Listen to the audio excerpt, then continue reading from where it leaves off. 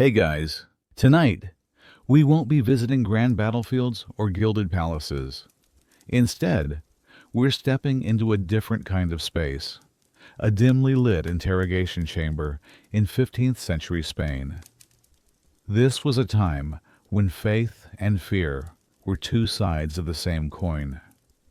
A time when neighbor informed on neighbor, and a careless whisper could lead to you being taken away in the night by the most powerful and most feared organization of its day, the Spanish Inquisition.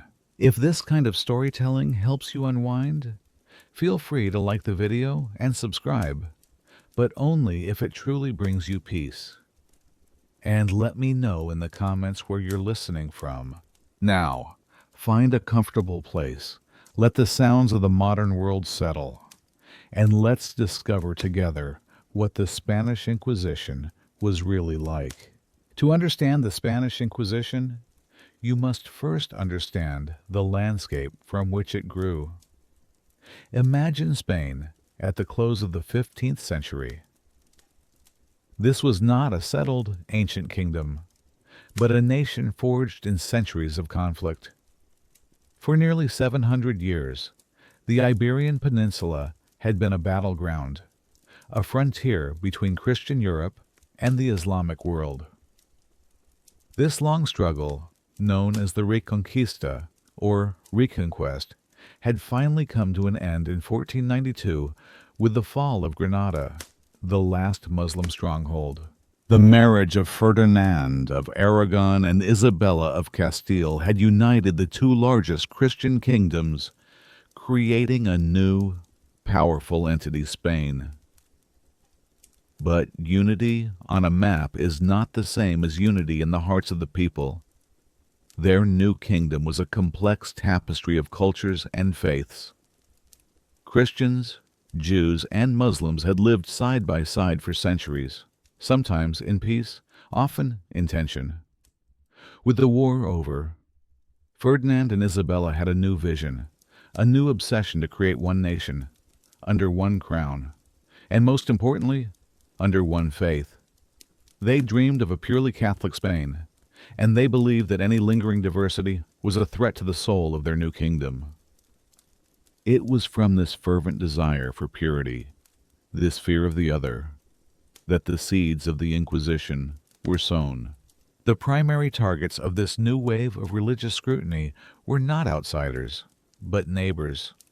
For centuries, a significant Jewish population had thrived in Spain, but waves of persecution had forced many to convert to Catholicism. These converts and their descendants were known as conversos. Similarly, after the fall of Granada, Muslims were also pressured to convert, becoming known as Moriscos. On the surface, they were now part of the Christian flock. They attended Mass, baptized their children, and participated in Catholic festivals. But in the eyes of many old Christians, their conversions were suspect. Rumors swirled that the conversos were secretly practicing Judaism in their homes, lighting candles on Friday night, avoiding pork, and observing their old holidays in private. They were called marranos, a derogatory term meaning swine. The Moriscos faced similar suspicions of secretly adhering to Islam. This suspicion created a deep social fracture. The enemy, it was believed, was no longer at the gates. They were inside the walls, pretending to be faithful while secretly working to undermine the new Christian Spain. Whether these fears were based in reality or paranoia didn't matter. The conversos, in particular, were often wealthier and more educated, holding positions as doctors, merchants, and royal officials, which only fueled the jealousy and distrust of the old aristocracy. They became the perfect scapegoat for a nation deeply insecure about its newfound identity.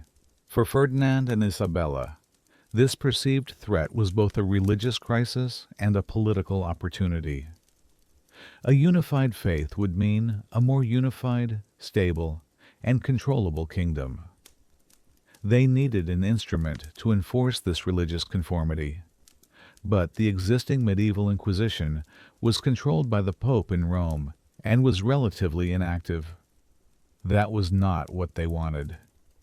They wanted an Inquisition that answered to them, the Spanish crown. And so, they petitioned the Pope, Sixtus IV, for the authority to establish their own institution. The Pope was initially hesitant.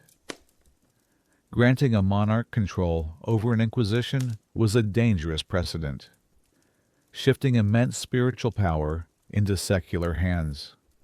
But Ferdinand and Isabella were masters of political pressure. They threatened, they cajoled, they negotiated, until finally, in 1478, the Pope relented. He issued a papal bull granting the Spanish monarchs the power to appoint their own inquisitors. This was a pivotal moment. The Spanish Inquisition was now born, unique in all of Christendom. It was not an arm of the Vatican, but a tool of the Spanish state, cloaked in the sacred authority of the Church. It would serve the crown's goals of political consolidation, confiscation of wealth, and social control, all under the righteous banner of defending the one true faith. An institution of such potential terror needed a leader of unflinching conviction, and Ferdinand and Isabella found their man in Tomás de Torquemada, a Dominican friar and the Queen's own personal confessor. Torquemada was a figure of ascetic piety and chilling resolve. He was a man who genuinely believed that heresy was a spiritual plague and that any method, no matter how brutal, was justified to eradicate it. Appointed as the first Grand Inquisitor in 1483, Torquemada was the architect of the Inquisition's dread. He was not a wild fanatic, but a meticulous, patient, and terrifyingly efficient administrator. He established the rules, the procedures, and the very structure of the tribunals that would spread across Spain. He created a bureaucracy of terror, complete with notaries, torturers, and spies. Under his leadership, the Inquisition became a well-oiled machine, transforming abstract fear into a concrete, systematic process. It was Torquemada who perfected the use of the anonymous accusation, the secret prison, and the theatrical auto da fe. He saw no room for mercy when the purity of the faith was at stake. In his mind, a burned body was a small price to pay for a saved soul and a purified kingdom. He would become the very personification of the Inquisition's cold, methodical cruelty, a name that would echo through history as a synonym for religious persecution. Imagine, if you will, a town in late 15th century Castile. Let us call it Medina. Like so many towns of its time, its life is dictated by the sun and the church bells. The day begins before dawn, with the smell of wood smoke and baking bread mingling in the cool air. The blacksmith's hammer provides a steady rhythm against the chatter of merchants setting up their stalls in the central plaza. Women gather at the communal well, their conversations a gentle hum, while children chase stray dogs through the narrow, winding streets. Life is hard, certainly, bound by seasons of toil and prayer, but it is known. It is predictable. There is a comfort in its very routine, in the familiar faces and the shared histories that bind the community together. But one day, a subtle change occurs. It starts not with a proclamation, but with a whisper. A merchant returning from a trip to Seville speaks of it in hushed tones in a tavern. A priest receives a letter from his bishop, his face grim as he reads it. The word spreads. At first, a trickle, then a current, flowing through the marketplace, over stone walls, and into private homes. The Inquisition is coming. For some, the old Christians, whose bloodlines are free from any Jewish or Moorish taint, the news brings a flicker of grim satisfaction. They see it as a cleansing, a holy purge of the hidden heretics they believe walk among them, the conversos who, they mutter, only pretend to be Christian. For others, especially the converso families who have lived in Medina for generations, the whisper is a death knell. A cold dread settles deep in their bones. Every private family tradition, every Sabbath meal they chose not to eat pork, every time they wore slightly better clothes on a Saturday, is now a memory that could be twisted into a crime. They have heard stories from other towns of neighbors arrested in the night, of fortunes seized, of families destroyed, and now that shadow is falling upon them. The routine of the town continues, but the comfort is gone. It has been replaced by a quiet, gnawing fear. Every glance from a neighbor feels like an accusation. Every friendly greeting seems to carry a hidden question. Then the day comes.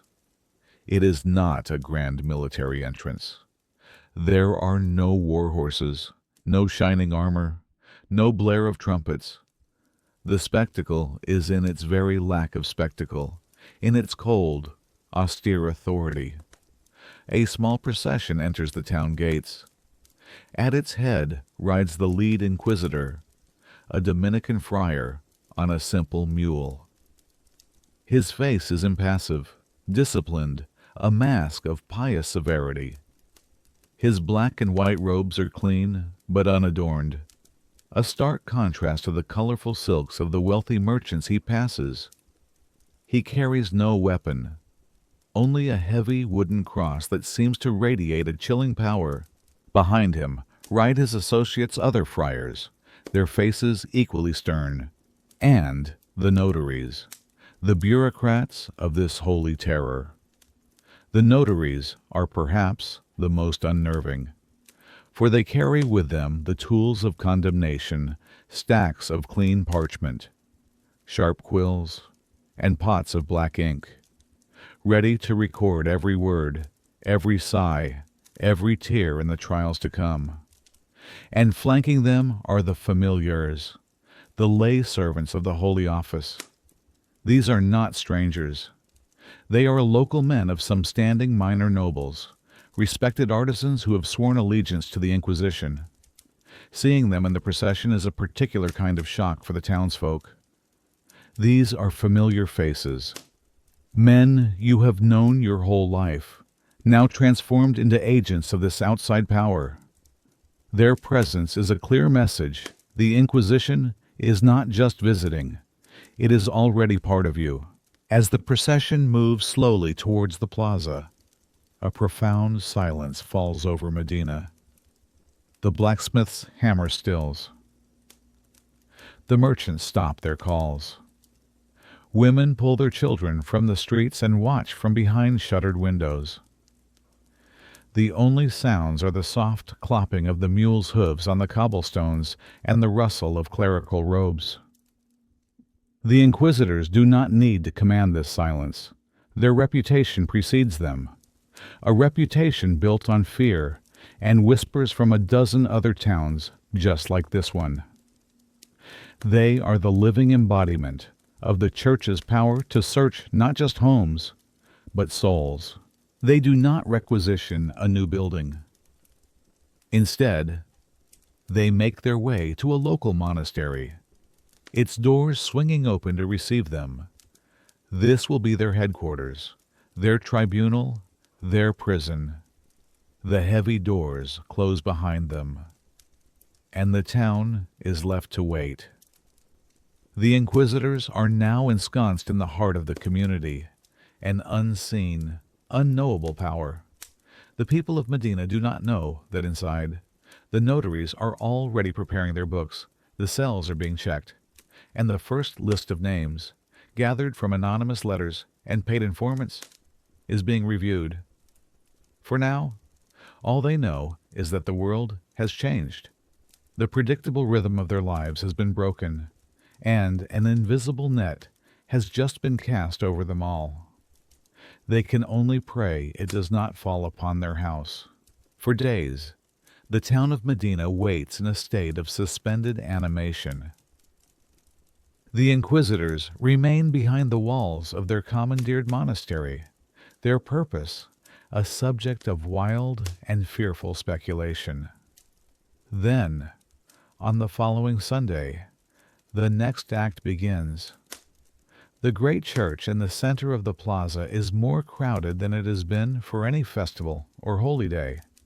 It is filled not only with the devout, but with every soul who could walk or be carried, drawn by a mixture of obligation, morbid curiosity, and a deep, primal fear. The air inside is thick with the scent of old stone, incense, and the palpable anxiety of the assembled townsfolk. When the local priest, a man they have known their whole lives, begins the Mass, his voice seems frail, his presence diminished. All eyes are on the severe, black-robed figures seated in a place of honor near the altar. They are the true power in the room. When the time for the sermon comes, it is not the familiar town priest who ascends the pulpit, but the lead inquisitor himself. His movements are deliberate, his face impassive. When he speaks, his voice is not a fiery roar of condemnation, but a calm, measured, and deeply authoritative tone that cuts through the silence of the church. He speaks of the love of God and the duty of the Holy Mother Church to protect her flock. He describes heresy not as a choice, but as a spiritual disease, a sickness of the soul that, if left untreated, could fester and spread, damning not just an individual, but an entire community. He paints a picture of a loving shepherd who must, with a heavy heart, sometimes use a stern hand to guide a lost sheep back to the fold, or to remove a sick one before it infects the rest. His words are carefully chosen, framing the Inquisition's work not as a persecution, but as a painful, yet necessary, act of medicine for the town's collective soul. Then, he unrolls a parchment scroll and begins to read. This is the Edict of Grace. The terms, at first, sound like an offering of profound mercy. A grace period, he announces, will be granted for the next 30 days. Any man or woman in the parish who has strayed from the one true faith, who has committed acts of heresy, blasphemy, or apostasy, is invited to come forward to the tribunal in private. They are to confess their sins, unburden their souls, and return to the embrace of the Church. If they do so freely and with a contrite heart during this time, he promises the Holy Office will show clemency. Their penance will be light. They will not face the ultimate punishment. Instead, they might be assigned a spiritual penance of forced pilgrimage to a holy shrine, the recitation of 1,000 prayers, or a charitable donation to the Church. For more serious offenses, perhaps a public flogging or a period of wearing the San Benito, the humiliating penitential garment. To the terrified congregation, these punishments, while harsh, sound infinitely better than the alternative. They all imagine the horror of being burned at the stake. A collective, almost inaudible sigh of relief might ripple through the crowd. There is a way out. Mercy is being offered. But as the Inquisitor continues to read, the true nature of this mercy reveals itself, and the trap is sprung. For a confession to be considered valid, for it to be accepted by the Holy Office, it must be complete. And a complete confession, he explains, requires the penitent to name every single person who participated with them in their heretical acts. It is not enough to confess your own sins. You must become an accuser of others. You must detail every forbidden conversation, every secret ritual, every word of doubt you ever heard whispered. You must name your friends who were there, the cousin who asked a dangerous question, the old woman who taught you a folk remedy, the business partner with whom you once shared a cynical thought about a greedy bishop. Failure to provide a complete list of accomplices would render your own confession void, marking you as a deceptive and unrepentant heretic, unworthy of any mercy at all. The full weight of this requirement descends upon the congregation. The quiet relief of moments before curdles into a new, more insidious form of terror. It is a brilliant and diabolical strategy. The Inquisitor does not need a network of spies. He has just turned every citizen of Medina into a potential informant against their neighbors. The Edict of Grace creates an impossible dilemma. Do you remain silent, hoping no one names you, and risk the full wrath of the Inquisition if they do? Or do you go to the tribunal and betray those you know, perhaps even those you love, to save your own skin? What if a friend, facing the same choice, names you first trust? The very glue that holds a community together begins to dissolve. As the people file out of the church and into the harsh light of the plaza, they do not look at each other. Their eyes are downcast. The Inquisitor's work is already done. The town is no longer a community. It is a collection of frightened individuals, each trapped in a silent prison of their own secrets, counting down the 30 days of grace. As the 30 days of the Edict of Grace begin to dwindle, the town of Medina becomes a place of suffocating tension. The initial, frantic rush of voluntary confessions from the most frightened or the most devout has slowed to a trickle.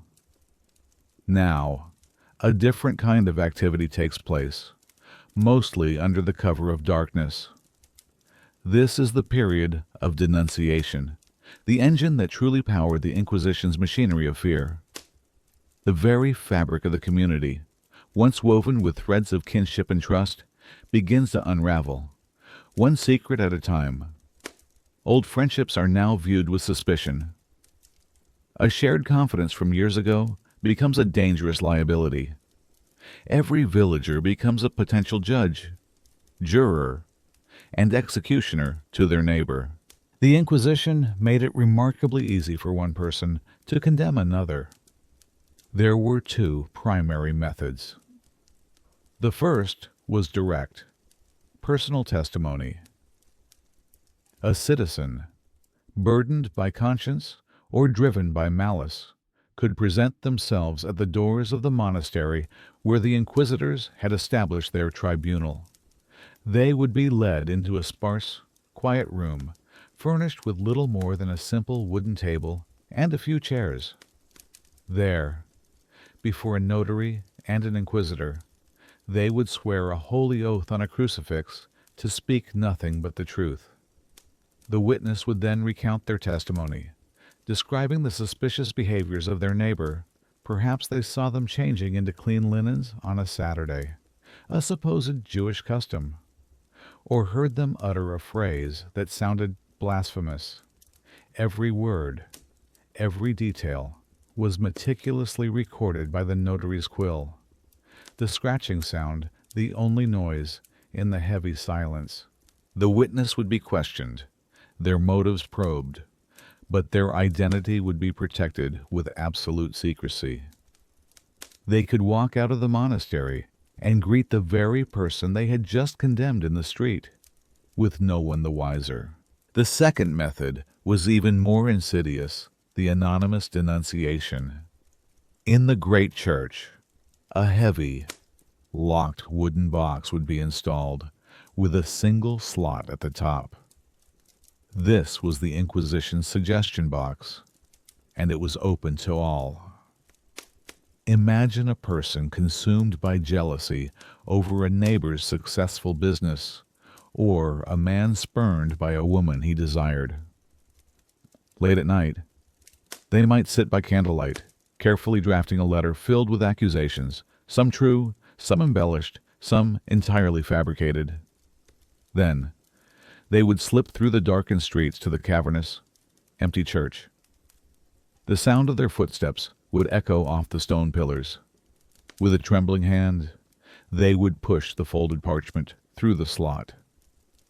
The soft flutter of the paper as it falls into the darkness of the box is the sound of a life being irrevocably altered. There is no name signed, no witness to the act. It is a perfect, untraceable weapon. What would drive a person to such an act? The motives were as varied as human nature itself. Some, no doubt, were true believers, fervent in their faith and genuinely convinced they were doing God's work by rooting out heresy. They saw themselves as soldiers of Christ, protecting the purity of their community. But for many, the motives were far more terrestrial. Fear was a powerful driver. Many conversos, terrified of being accused themselves, would denounce others as a way to prove their own loyalty and piety. It was a gruesome form of self-preservation. Sacrifice your neighbor before they can sacrifice you. And then, there was simple human malice. The Inquisition provided a unique and terrible opportunity to settle old scores with absolute impunity. A dispute over land, a business rivalry, a family feud, a romantic jealousy, all could be resolved with a single, anonymous letter. The institution, in its quest for heretics, became an unwitting accomplice to the petty hatreds and vengeful schemes of the populace. It empowered the resentful and gave a sacred justification to their desire for ruin. Once the accusation, whether spoken or written, was received, it was not immediately acted upon. The process was bureaucratic, not frenzied. The testimony would be handed to the calificadores, the theological consultants of the Holy Office. These were educated, often humorless men, experts in canon law and scripture. Their job was to sift through the denunciation, no matter how rambling or vindictive, and determine if the alleged actions constituted a genuine case of heresy. They were looking for patterns. Did the accused refuse pork or shellfish? Did they wash their hands before praying in a manner considered Jewish? Did they own forbidden books? Did they question the divinity of Christ or the authority of the Pope? If the calificadores concluded that there was sufficient theological cause for suspicion, they would make a formal recommendation to the tribunal. A warrant for arrest would be drawn up, signed, and sealed. Somewhere in Medina, a person is going about their daily life, perhaps tending to their children, or closing their shop for the evening completely unaware that their name has just been entered into a ledger, that the gears of the Holy Office have begun to grind, and that the soft knock on the door is now only a matter of time.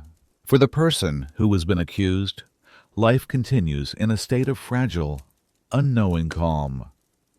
They are unaware of the secret testimony, of the theological debate over their soul, of the warrant that has been signed bearing their name. Days, perhaps weeks, pass after the denunciation is made.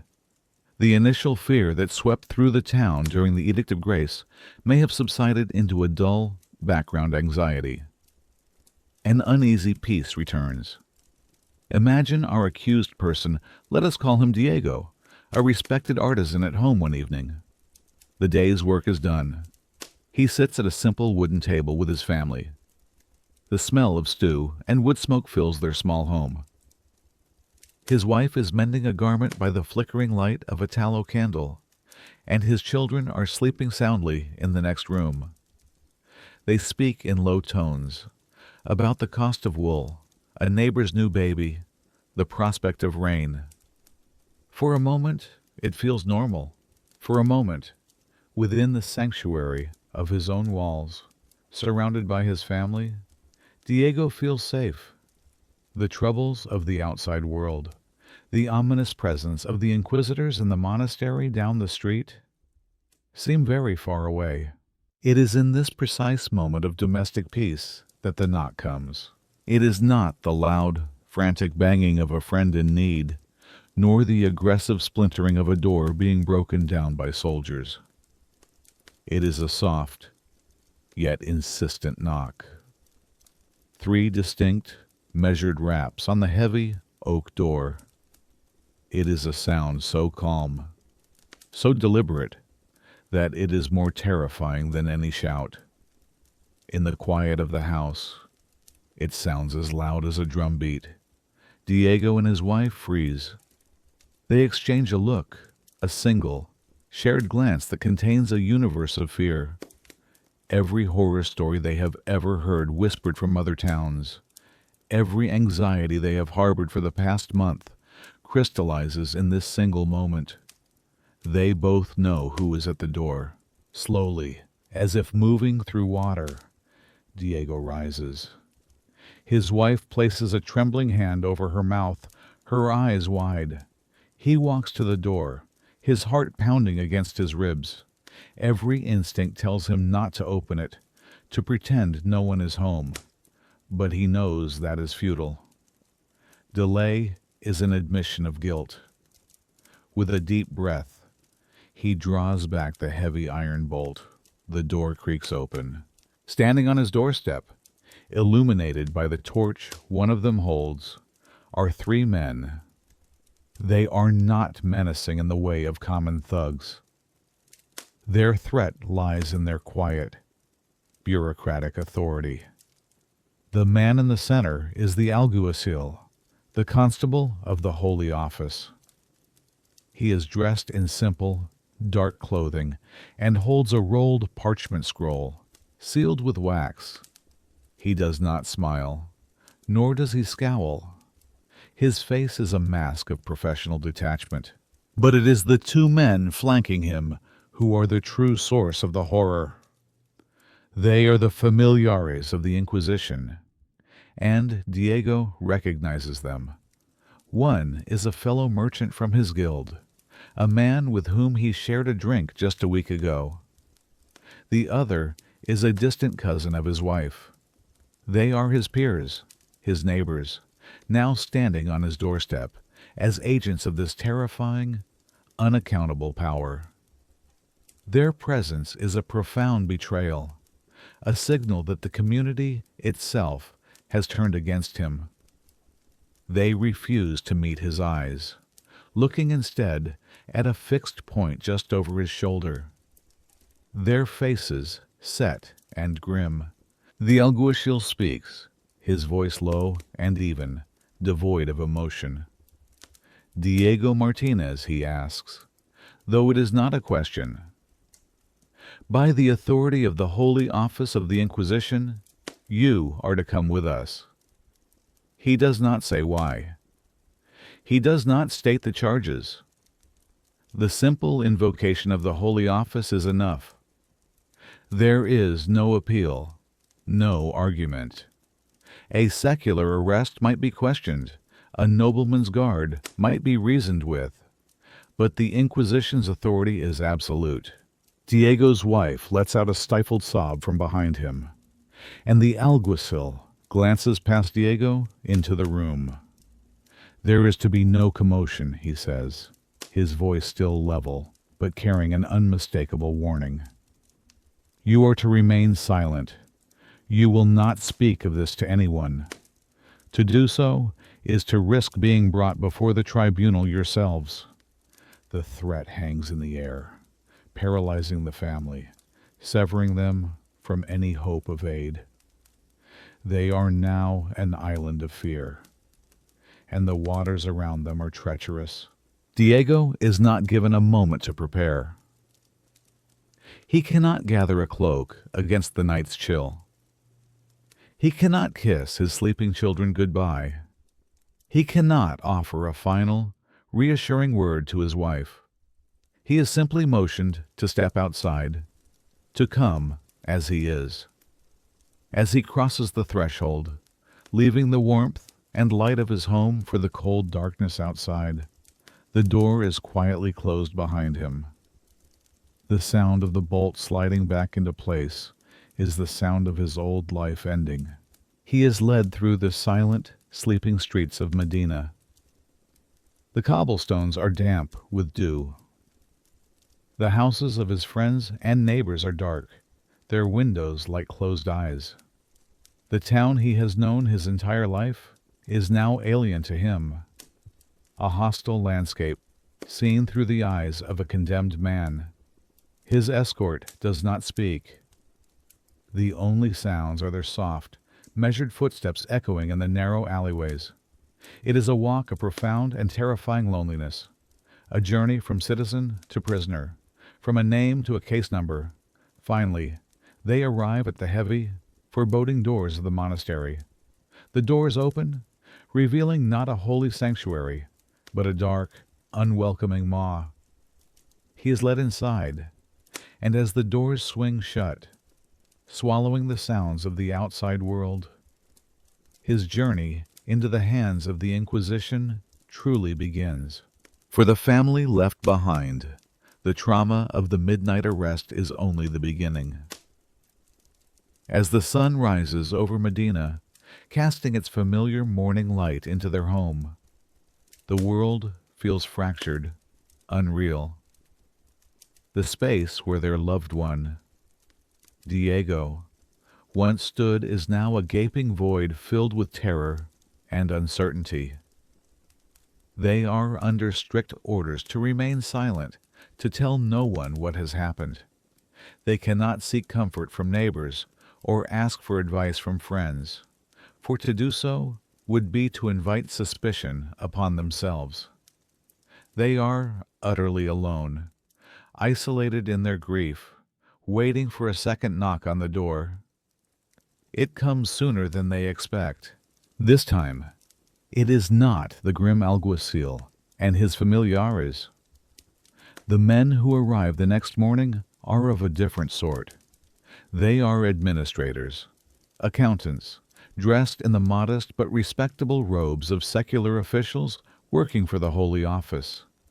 They are not here to instill terror with their presence. Their purpose is far more methodical and, in its own way, more devastating. They are here to take everything. With them is a notary, the same kind of meticulous record keeper who attended the secret denunciations. The family is presented with an official order, the sequestration of property. By order of the Holy Office, all assets belonging to the accused are now forfeit, placed under the control of the Inquisition. The family is forced to stand by, helpless, as these calm, dispassionate men begin their work. It is an invasion of the most intimate kind. They move through the house from room to room, their voices low and businesslike, as they conduct a thorough inventory of the family's entire existence. The notary's quill scratches methodically across the parchment, reducing a lifetime of work, love, and memory to a cold, alphabetized list. Item 6 woolen blankets, of middling quality. Item 2 silver candlesticks, tarnished. Item 1 set of copper cooking pots. Item 3 wooden chairs, one with a broken leg. They catalog everything of value, no matter how small. The very tools of Diego's trade, the hammers and chisels he used to provide for his family, are counted and listed. The modest jewelry his wife inherited from her mother is noted. The wooden chest she brought to their marriage, containing her dowry linens, is opened and its contents recorded. The process is slow, painstaking, and profoundly humiliating. The family must watch as strangers handle their most personal possessions. assessing their monetary worth with cold, practiced eyes. There is no sentiment, no acknowledgement of the life these objects represent.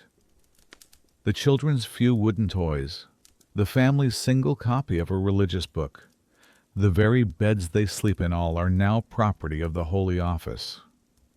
The administrators are thorough, checking under beds, opening trunks, and assessing the quality of the furniture. Any attempt by the family to hide a small item of sentimental value would be seen as obstruction, a crime in itself. Once the inventory is complete, the family is often ordered to leave. They are evicted from their own home, permitted to take nothing but the clothes they are wearing. The officials then place the seal of the Holy Office upon the door, a stark, waxen symbol that marks the house as forfeit. It is a public declaration of the family's disgrace. They are now not only without a husband and father, but they are also homeless and destitute, cast out into the community with nothing. The official justification for this cruel practice was coldly logical. The accused, the Inquisition argued, must pay for their own prosecution. The confiscated assets were used to cover all the expenses of the trial, the prisoner's food meager as it was, the salaries of the inquisitors, the jailers, and the notaries, even the cost of the firewood for the final pyre, should it come to that. The Holy Office presented itself as an institution that operated at no cost to the Crown or the Church.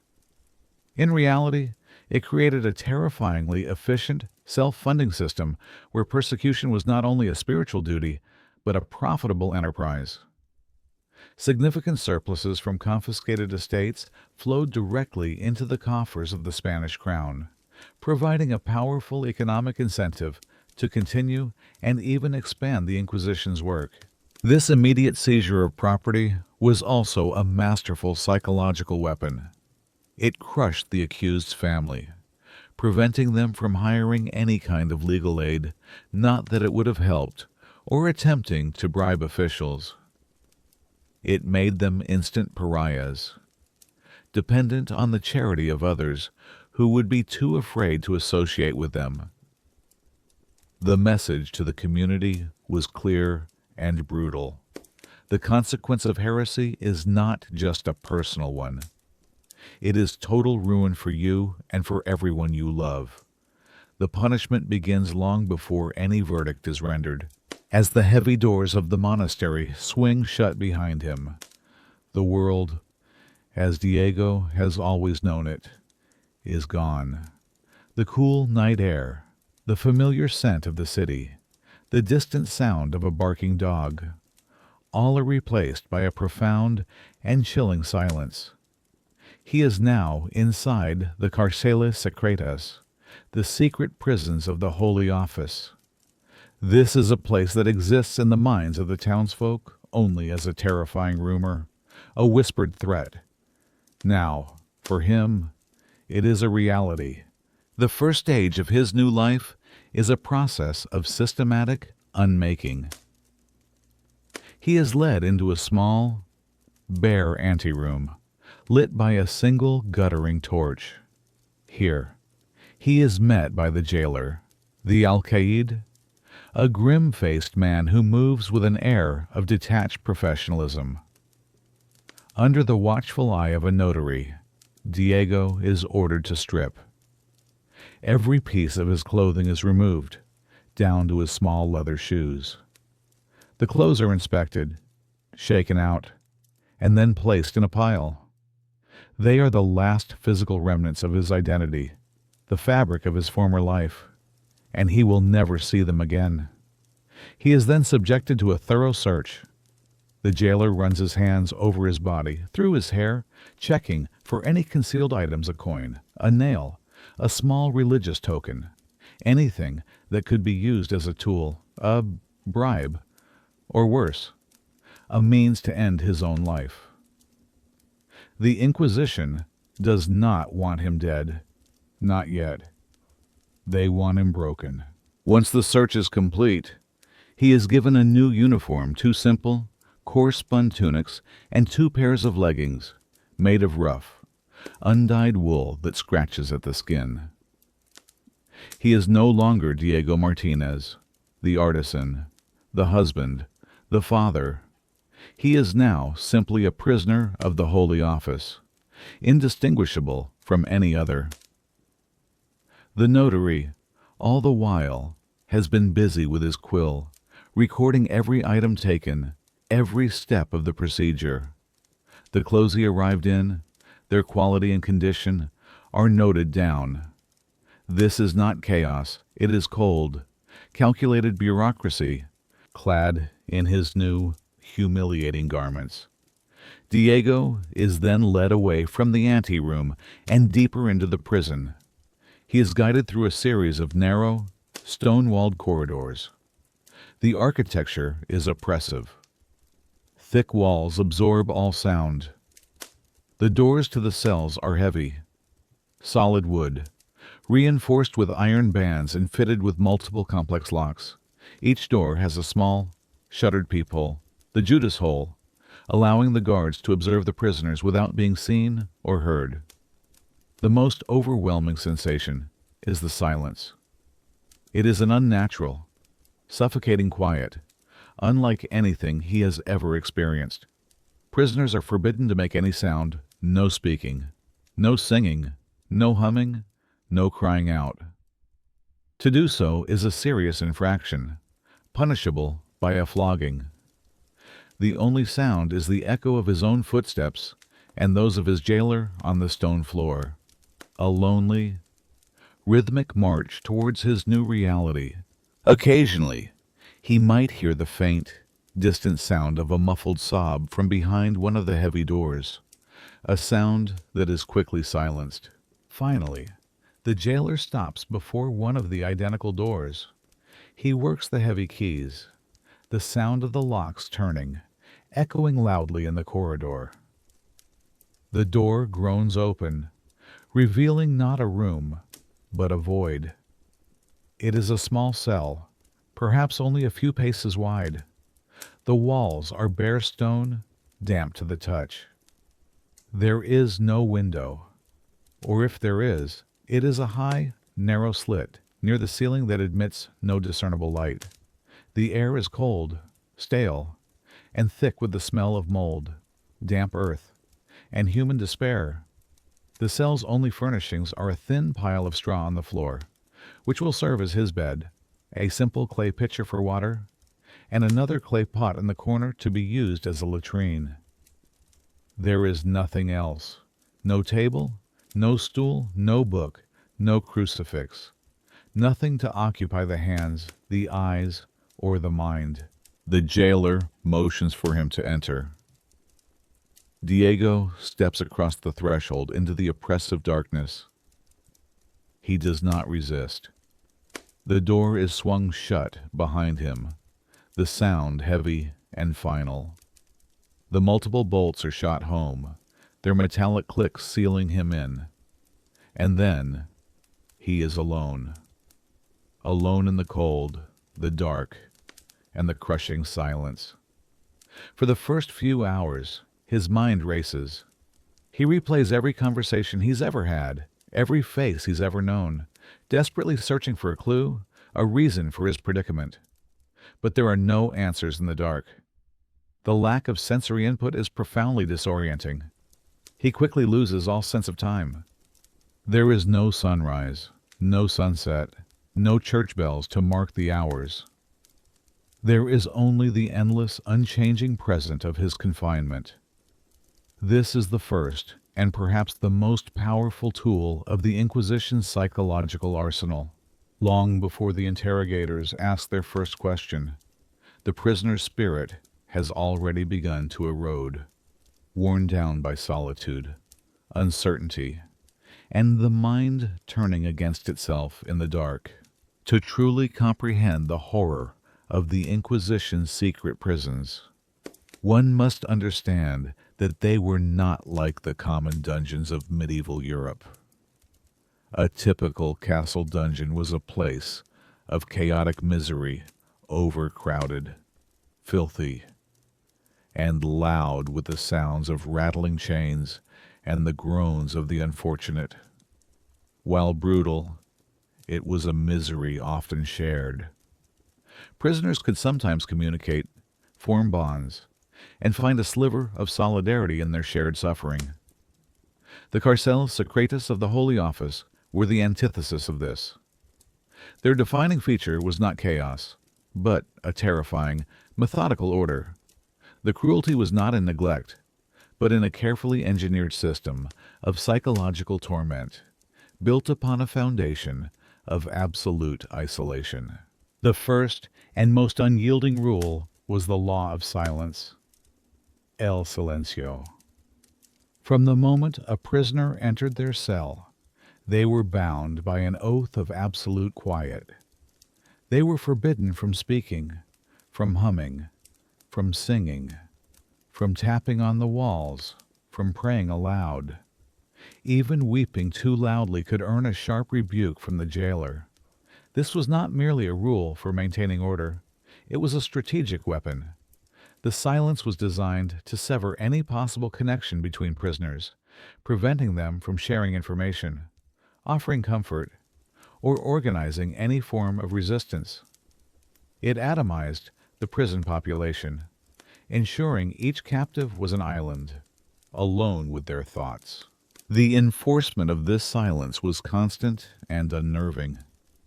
The jailer, the alcaide, would move through the corridors in soft-soled shoes, his approach unheard. He would pause at the small peephole, the Judas hole, in each cell door, listening. A prisoner pacing, a prisoner whispering to themselves, a prisoner whose sobs were too loud, all would be noted. The first infraction might bring a sharp warning hissed through the peephole. A second would mean a reduction in their already meager rations.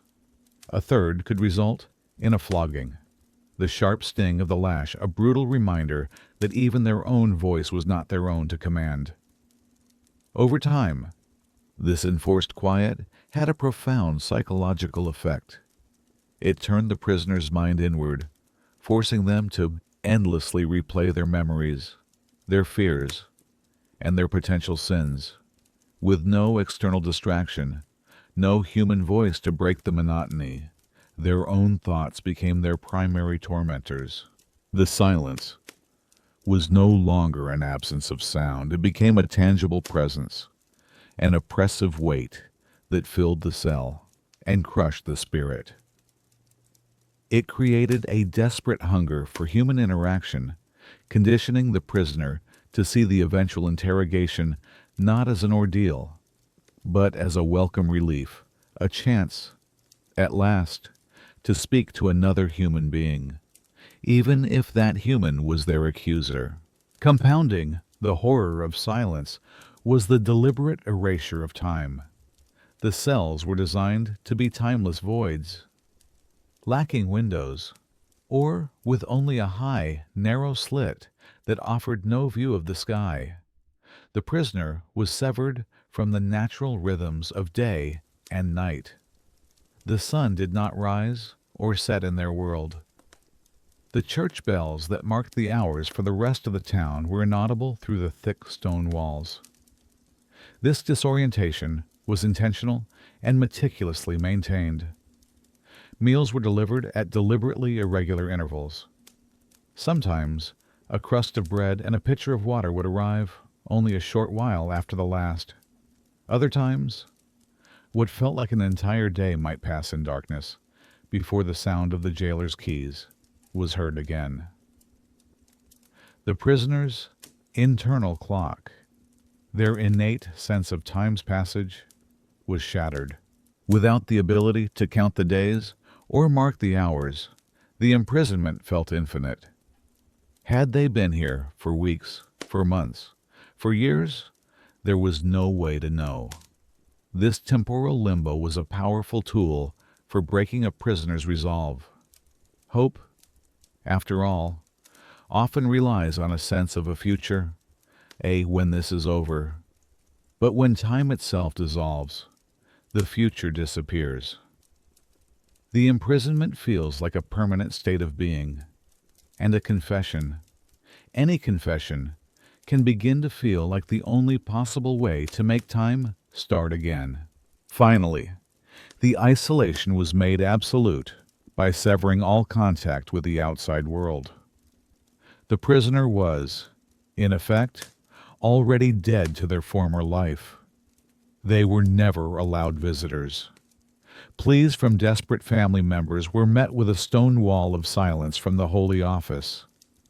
The prisoner received no letters, no messages, no news of any kind.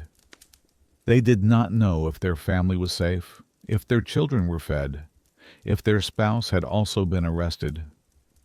This wall of silence created a torment of its own, a terrible uncertainty where the imagination could conjure the worst possible fates for their loved ones. The goal of this total isolation was to methodically strip away the prisoner's identity. When you have no connection to your past, no hope for a future, no sense of time, and no voice to speak with, who are you? The Inquisition sought to erase the person who had walked into the cell, to reduce them to a blank slate of fear and confusion. The secret prison, therefore, was not a mere holding cell. It was the first and most critical stage of the trial, a crucible of despair where the weapons were not yet iron and fire, but silence, solitude, and the slow, inexorable passage of uncounted time. To speak of a daily routine for a prisoner of the Holy Office is, in itself, a misnomer. A routine implies a predictable cycle, a rhythm measured by the sun and the activities of the world. But in the timeless, lightless void of the secret cell, such rhythms do not exist. There is no morning, no evening, only a continuous, unending present. The prisoner's existence is not a day to be lived, but a stretch of consciousness to be endured. Their routine is a sparse sequence of events imposed upon them at the whim of their jailer, designed not for their well-being, but for their slow, systematic dismantling. The most significant event in the prisoner's world is the arrival of food. It is the one moment that punctuates the suffocating silence. It begins with a sound, the distant, metallic scrape of a key in a lock far down the corridor, followed by the heavy, rhythmic footsteps of the alcaide. For the prisoner, huddled in the darkness, this sound triggers a complex cascade of emotions, a jolt of fear, a flicker of hope, and above all, a desperate sense of anticipation. It is proof that they have not been entirely forgotten, that another human being is near. The footsteps stop outside their door. The prisoner listens, holding their breath. They hear the heavy iron bolts being drawn back one by one. A small shutter set into the door, just large enough for a plate to pass through, slides open with a wooden groan. A pair of hands appears in the opening, placing a simple clay bowl or a wooden platter onto the floor of the cell. Then, the shutter slams closed, the bolts are shot home, and the footsteps retreat, leaving the prisoner once again in absolute silence. The meal itself is a study in calculated minimalism. It is not meant to be a punishment in itself, but it offers no comfort. The Inquisition's own manual stipulated that prisoners should be given enough food to sustain life, but no more. A typical meal might consist of a crust of coarse, hard bread, perhaps a small piece of salty cheese or a bit of dried fish, and a bowl of thin, watery soup, often made with beans or lentils. A pitcher of fresh water is also provided, enough to last until the jailer's next unpredictable visit. The prisoner eats alone, in the dark, often with their hands. The food is bland, tasteless, But to them, it is a sacrament. It is a connection, however fleeting, to the world of the living. It is a marker that another period of unmeasured time has passed. They eat slowly, savoring every crumb, making the moment last as long as possible. When the last morsel is gone and the last drop of water is drunk, the silence rushes back in, heavier and more profound than before. The second event in their routine is the management of hygiene, or rather, the lack thereof. In the corner of the cell sits the chamber pot, a simple earthenware vessel. This is their only toilet. It is emptied by the jailer, but not necessarily every day. The stench quickly becomes a constant companion, a foul, ever-present reminder of their own physical degradation. There is no provision for washing, no basin, no soap, no towel. The prisoner's body becomes covered in a layer of grime. Their hair grows matted, their nails long and dirty. Their single set of rough prison clothes becomes stiff with sweat and filth. This slow descent into physical squalor is a key part of the process. Another method of stripping away their dignity and humanity, reducing them from a citizen to something barely animal, with no tasks to perform, no books to read, and no one to speak to. The prisoner's only real activity is the battle for their own sanity. The mind, starved of stimulus, begins to play tricks. The profound silence makes every tiny sound monumental. The prisoner becomes acutely aware of the beating of their own heart, the sound of their own breathing, the rush of blood in their ears. The scuttling of a rat in the corridor can sound as loud as a charging horse. To fight off the encroaching madness, they pace. Back and forth in the cramped darkness, their bare feet growing accustomed to the cold, uneven stone. The 3 or 4 steps in each direction are the only journey they can make. A desperate physical act to remind themselves that they still exist. They engage in frantic mental exercises. They try to recite every prayer they have ever known, silently, over and over again. They attempt to rebuild their home in their mind's eye, room by room, piece by piece, trying to recall the exact texture of a wooden table or the pattern on a ceramic plate. They count their own heartbeats, sometimes reaching into the tens of thousands before losing track and starting again. It is a desperate, exhausting struggle against the encroaching void, but over weeks and months, it is a battle that is slowly lost. Memories begin to blur. Hope, once a burning ember, fades to a pale, cold ash. A state of profound, helpless despair sets in. And this, precisely, is the goal. The routine of the secret prison is a routine of erasure. It is designed to empty the prisoner of their will, their identity, and their resolve, so that when they are finally summoned from the darkness, they will be ready to confess to anything. After an eternity of darkness and silence, it may have been weeks, it may have been months, the routine is broken. The sound of the bolts being drawn on Diego's cell door comes at an unexpected time, not during one of the irregular meal deliveries. The jailer, the alcaide, appears in the doorway, his form a dark silhouette against the torchlight from the corridor. He holds no food, only a set of keys. "The Holy Office has summoned you," he says, his voice flat and devoid of any emotion. For Diego, the words are a lightning strike. A wave of pure terror washes over him, so intense it almost feels like a physical blow. This is it, the moment he has been dreading and, in a strange, twisted way, desperately anticipating. The waiting, at least, is over.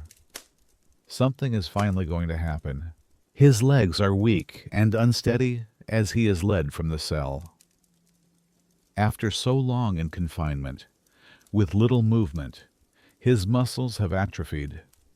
The torchlight in the corridor is blindingly bright to his dark-adjusted eyes, and he has to squint, his vision swimming with disoriented spots of light. The jailer guides him through a labyrinth of stone passages, different from the ones he was brought through upon his arrival. The air is cold, and the walk is silent. Diego's mind races. What will they ask him? What can he say? He is weak, disoriented, and utterly alone, being led towards an unknown fate. Finally, they arrive at a heavy wooden door. The jailer unlocks it and motions him inside. This is the audience chamber. It is not the gruesome torture chamber his imagination might have conjured. Instead, its power lies in its solemn, bureaucratic austerity. The room is large, with a high, vaulted ceiling that swallows the light from the few torches that line the walls. The air is still and heavy. At the far end of the room is a large, dark, imposing table. Behind it, seated in high-backed wooden chairs, are 3 men. These are the Inquisitors. They are robed in the black and white of the Dominican order. Their faces are pale in the torchlight, their expressions serious and impassive. They are not wild-eyed fanatics. They are scholars, lawyers, and theologians. They are intelligent, educated men who believe with absolute conviction in the righteousness of their work. They radiate an aura of immense, unassailable authority. To one side of the room, seated at a smaller desk, is the ever-present notary, his quill poised over a fresh sheet of parchment, ready to document every word that is spoken. In the center of the main table, between Diego and his judges, sits a large, ornate crucifix. Its presence dominates the room, a constant, silent reminder that this is not a secular court.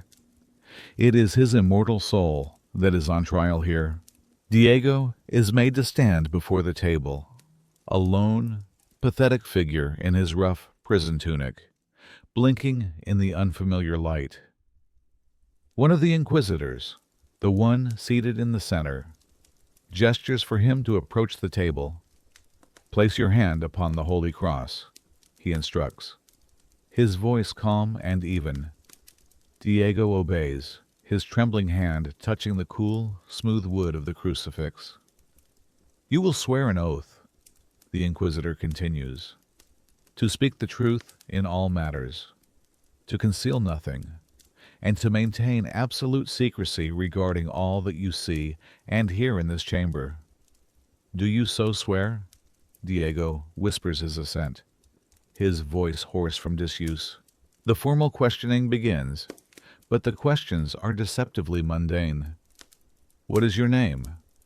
What is the name of your father and your mother? Who were your grandparents? And where were they from? Where were you born? What is your trade?" This is not a gentle icebreaker. The Inquisitors are meticulously establishing his identity, his lineage, his limpieza de sangre, his purity of blood. They are searching for any ancestral link, however distant, to converso families, which in their eyes is already a mark of suspicion. After the biographical interrogation is complete, the central Inquisitor leans forward slightly, his eyes fixed on Diego. "The pretense is over.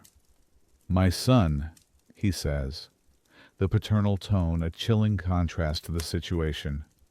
"We have summoned you here because this holy office has received testimony that you have sinned, that you have strayed from the path of the holy Catholic faith and committed acts of heresy. Our purpose is not your damnation, but the salvation of your soul. We urge you, therefore, to unburden your conscience, search your memory, from your childhood to this very day, and confess everything. Tell us the truth." The entire truth and the Holy Office may yet show you mercy. And there it is, the core of the inquisitorial method. Diego is in an impossible bind.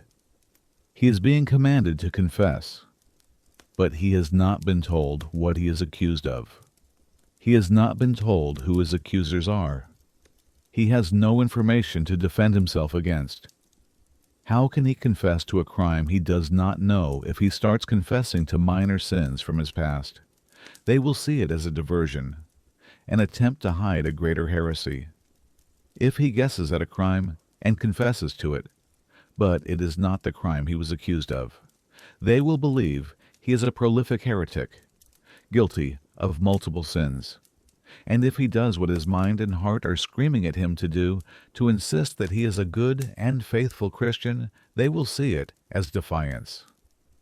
They will label him a negativo, a denier, who is stubbornly and arrogantly refusing to cooperate with the grace of the Church. Terrified and confused, Diego likely falls back on the only defense he has. "Your Honors," he might stammer, "I am a faithful son of the Church. I do not know of what sin I am accused. I have nothing to confess." The inquisitor does not grow angry. He simply sighs, a soft, disappointed sound. He may shake his head slowly, as if pained by Diego's stubbornness. "You are not ready to receive God's mercy," he says softly. "Return to your cell. Pray to the Lord for guidance. Search your heart for the truth you are hiding from us. We will speak again. The first audience is over." Diego is led back to the suffocating darkness of his cell. But now, a new and more refined torture has been added to his suffering, the frantic, desperate, and unwinnable game of trying to guess his own crime. Back in the suffocating blackness of his cell, Diego is left with a new and more refined form of torment than simple isolation. His mind is no longer a blank slate of fear. It is an active, frantic engine of self-incrimination. The Inquisitor's words echo in the darkness. "Search your memory. Unburden your conscience. Tell us everything." But how can he confess when he does not know the crime? His mind becomes a frantic library, pulling every memory from its shelf and examining it for a stain of heresy. The time he had a fleeting doubt about the resurrection. The neighbor he argued with over a business deal, who may have denounced him out of spite. The folk remedy his grandmother used for a fever. Could that be seen as witchcraft? He is trapped in a maze of his own past, desperately trying to find the one transgression that has led him here. The days, or perhaps weeks, that pass between this first audience and the next are a special kind of hell. A period of intense, solitary psychoanalysis where he is both the patient and the accuser. When he is finally summoned again, the ritual is identical. The silent walk down the cold corridors, the entry into the austere audience chamber, the three impassive figures seated behind the heavy table. This repetition is deliberate. It is designed to create a sense of inevitability, to teach the prisoner that this chamber is his new reality, and the questions are the only script. The second audience begins much like the first. "My son," the lead inquisitor might say, "have you prayed? Has God illuminated your conscience? Are you now ready to confess the truth to this holy tribunal and seek reconciliation with the Church?" When Diego once again professes his innocence, the tone of the questioning shifts. The inquisitors still do not reveal the specific accusations against him. Instead, they begin a methodical, almost surgical, exploration of his entire life, a process that can stretch over dozens of sessions for weeks and months. Their questions are a masterpiece of circular logic and psychological pressure designed to confuse, entrap, and exhaust him. They will circle back to his lineage. Tell us again about your mother's family. Did they come from a village known for its converso population? Did they eat pork with enthusiasm? They will probe his daily habits. You say you are a good Christian. But do you attend Mass every single Sunday? Your neighbor says he did not see you there 2 months ago. Where were you? The notary's quill is a constant, unnerving presence, scratching away in the silence. Every word Diego speaks is being entered into a permanent, official record. A moment's hesitation is noted. A slip of the tongue is recorded verbatim. A flash of anger or frustration is described in the margins. His own testimony is being slowly, painstakingly assembled into a weapon that will be used against him. The inquisitors have the advantage of time, patience, and the full weight of the accusations which they possess. But he does not. They can cross-reference his statements from one audience to the next, searching for the tiniest inconsistency. Last month, Diego, you told this tribunal that you own 2 silver candlesticks. We have the record here. Today, you state that your wife's dowry included a third, a minor detail. Perhaps. But why would you lie to the Holy Office about a candlestick? What other, more significant truths are you concealing? The question is not designed to find the truth about a candlestick. It is designed to make him defensive, to make him stumble, to make him appear deceitful. A man who lies about a small thing is surely capable of lying about a large one. They will present him with hypothetical situations, theological traps to test his orthodoxy. If you saw a man disrespecting a statue of the Virgin Mary, what would be your Christian duty? His answer is scrutinized, not for its piety, but for any deviation, however small, from rigid doctrine. The prisoner is in a constant state of defense, without knowing what he is defending against. He becomes exhausted, not just physically from the poor diet and confinement, but mentally. It is impossible to keep a complex web of stories perfectly consistent over months of questioning, especially when one is malnourished and terrified. This process is the true heart of the Inquisition's method. It is a slow, grinding erosion of the self. The prisoner begins to doubt his own memory, his own innocence. The relentless assumption of his guilt, coming from these powerful, educated men of God, starts to seep into his own consciousness. Perhaps he is a heretic and doesn't even know it. Perhaps some forgotten word, some careless action, was a mortal sin in the eyes of God and the Church. The labyrinth of questions is designed to lead to one place, a state of such complete mental and emotional exhaustion that a confession, any confession, seems preferable to another day of this agonizing uncertainty. He is no longer fighting for his freedom. He is fighting for an end. And the inquisitors, masters of human psychology, can sense when their prey is beginning to tire, when the will to resist is starting to crack. Weeks, perhaps even months, have passed in a disorienting cycle of solitary confinement and fruitless interrogation. The prisoner, Diego, is physically weakened and mentally exhausted. The inquisitors, with their endless patience and the full weight of the Church behind them, can see that their initial strategy is failing. The prisoner will not break on his own.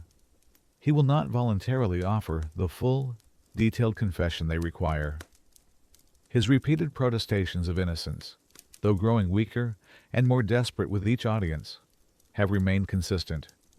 The time for gentle persuasion, for the pretense of encouraging a willing confession, is over. The strategy of the tribunal now shifts. If the prisoner will not build a case against himself, the Holy Office will formally build it for him. He is summoned once again to the audience chamber. But this time, the atmosphere is different. There is a new level of formality, a new and palpable severity in the air. The niceties, such as they were, are gone.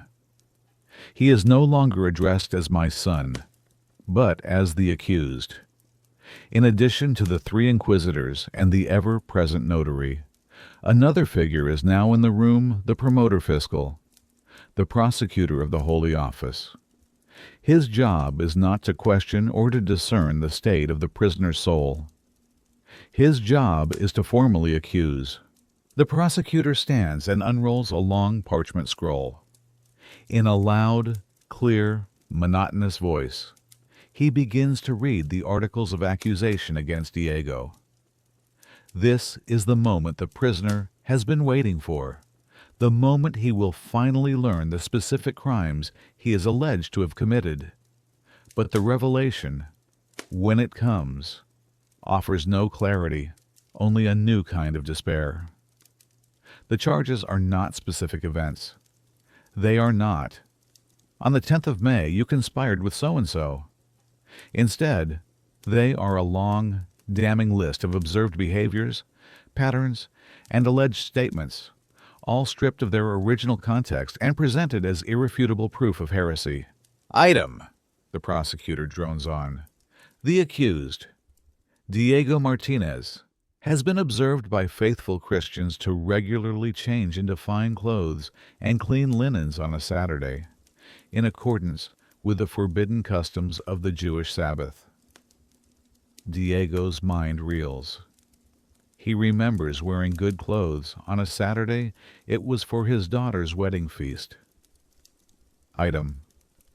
The accused has been heard to state in public that it is better to give alms directly to the poor than to purchase indulgences from the church, a statement that questions the authority of the Holy See. He remembers that conversation. It was a philosophical discussion with a friend about the nature of true charity. Item, the accused was seen to turn his face away when a holy procession passed him in the street, showing disrespect for the sacred crucifix. He remembers that day, too. He was haggling with a supplier and turned his head at the exact moment the procession passed. A complete coincidence. Item. When a guest in his home was served pork, the accused was seen to eat very little of it, claiming a weak stomach, a common deception used by crypto-Jews. The list goes on and on. Each charge is a tiny, mundane detail of his life, a moment of innocent habit or careless speech, now magnified and twisted through the dark lens of suspicion. Each accusation is presented as a fact, supported by the testimony of witnesses whose names are never, ever revealed. He is fighting ghosts. He is trying to defend his life against the disembodied whispers of his neighbors. When the reading is finished, a heavy silence fills the room. The lead inquisitor turns to Diego. "You have heard the charges brought against you by the faithful. What do you have to say in your defense?" Diego, overwhelmed and bewildered, tries to explain. He talks about the wedding, the conversation about charity, the coincidence of the procession. He tries to provide the context, the innocent reality behind these sinister interpretations. But his words fall on deaf ears. In the eyes of the tribunal, he is simply being evasive. His rational explanations are dismissed as the clever, deceitful arguments of a practiced heretic. His desperation is seen as proof of his guilt. The court operates on a fundamental assumption: the witnesses for the Holy Office are telling the truth, and the accused is lying. Any attempt to defend himself is merely a further sin of pride and stubbornness. After he has exhausted his explanations, the prosecutor stands once more. He summarizes the case, concluding that Diego is a clear and unrepentant heretic, a cancerous limb on the body of Christ, and he formally demands that the tribunal apply the full rigor of the law, a well-understood euphemism for the harshest possible punishment. The inquisitors then offer Diego one last chance. "The evidence against you is overwhelming," they say. "Your stubborn denials only compound your guilt and place your immortal soul in greater peril. Confess now, fully and truthfully, and throw yourself upon the mercy of this holy court." The unspoken threat is crystal clear. The phase of questioning is over. The next phase will be far worse. Diego is led back to his cell, the weight of the formal accusations now crushing him. He finally knows what he is charged with, but he also knows that the truth is no defense. After the formal charges have been read, the tribunal, in its adherence to procedure and its desire to maintain a veneer of unimpeachable justice, offers the prisoner what appears to be a lifeline. The accused, Diego, is informed that he has the right to a defense. For a man who has spent months in isolated despair, being systematically stripped of his identity and assailed by shadowy accusations, these words might sound like a prayer being answered. A defense, a chance to fight back, to prove his innocence, to bring forth the truth. It is a masterful and cruel piece of theater, because the defense offered by the Spanish Inquisition was not a shield for the innocent, but another corridor in the labyrinth, one carefully designed to lead, almost inevitably, to a confession of guilt. The first part of this defense is the right to legal counsel.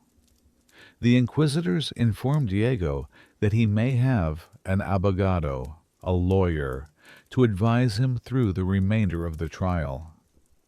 They may even present him with a list of approved lawyers from which to choose. This sounds, to modern ears, like a fundamental right, but the abogado of the Inquisition was a very different creature from a modern defense attorney. These men were not independent advocates. They were, in essence, employees of the Holy Office, often holding the official title of abogado de los presos, or lawyer for the prisoners. Their salary was paid by the very institution that was prosecuting their client. Imagine the scene of their first meeting. Diego is brought from his cell to another small, private room to meet his appointed counsel. He is desperate for an ally, for someone to believe him.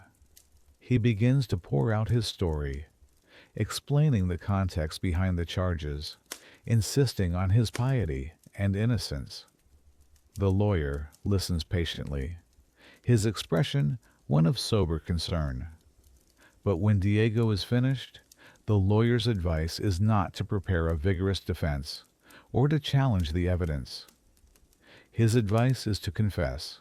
The Holy Tribunal is wise and just, the lawyer might say, his voice gentle and persuasive. The evidence they have gathered is considerable. To deny it further will only be seen as prideful and obstinate, a grave sin that will anger the court and endanger your soul. He will explain that the only path to a merciful sentence is through a complete and tearful confession. He is not there to fight for his client's acquittal. He is there to facilitate his client's surrender.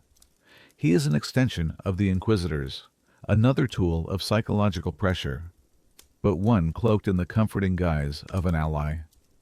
Any hope Diego had of finding a champion in the legal system dies in that small room. Next, Diego is told he has the right to call witnesses on his behalf.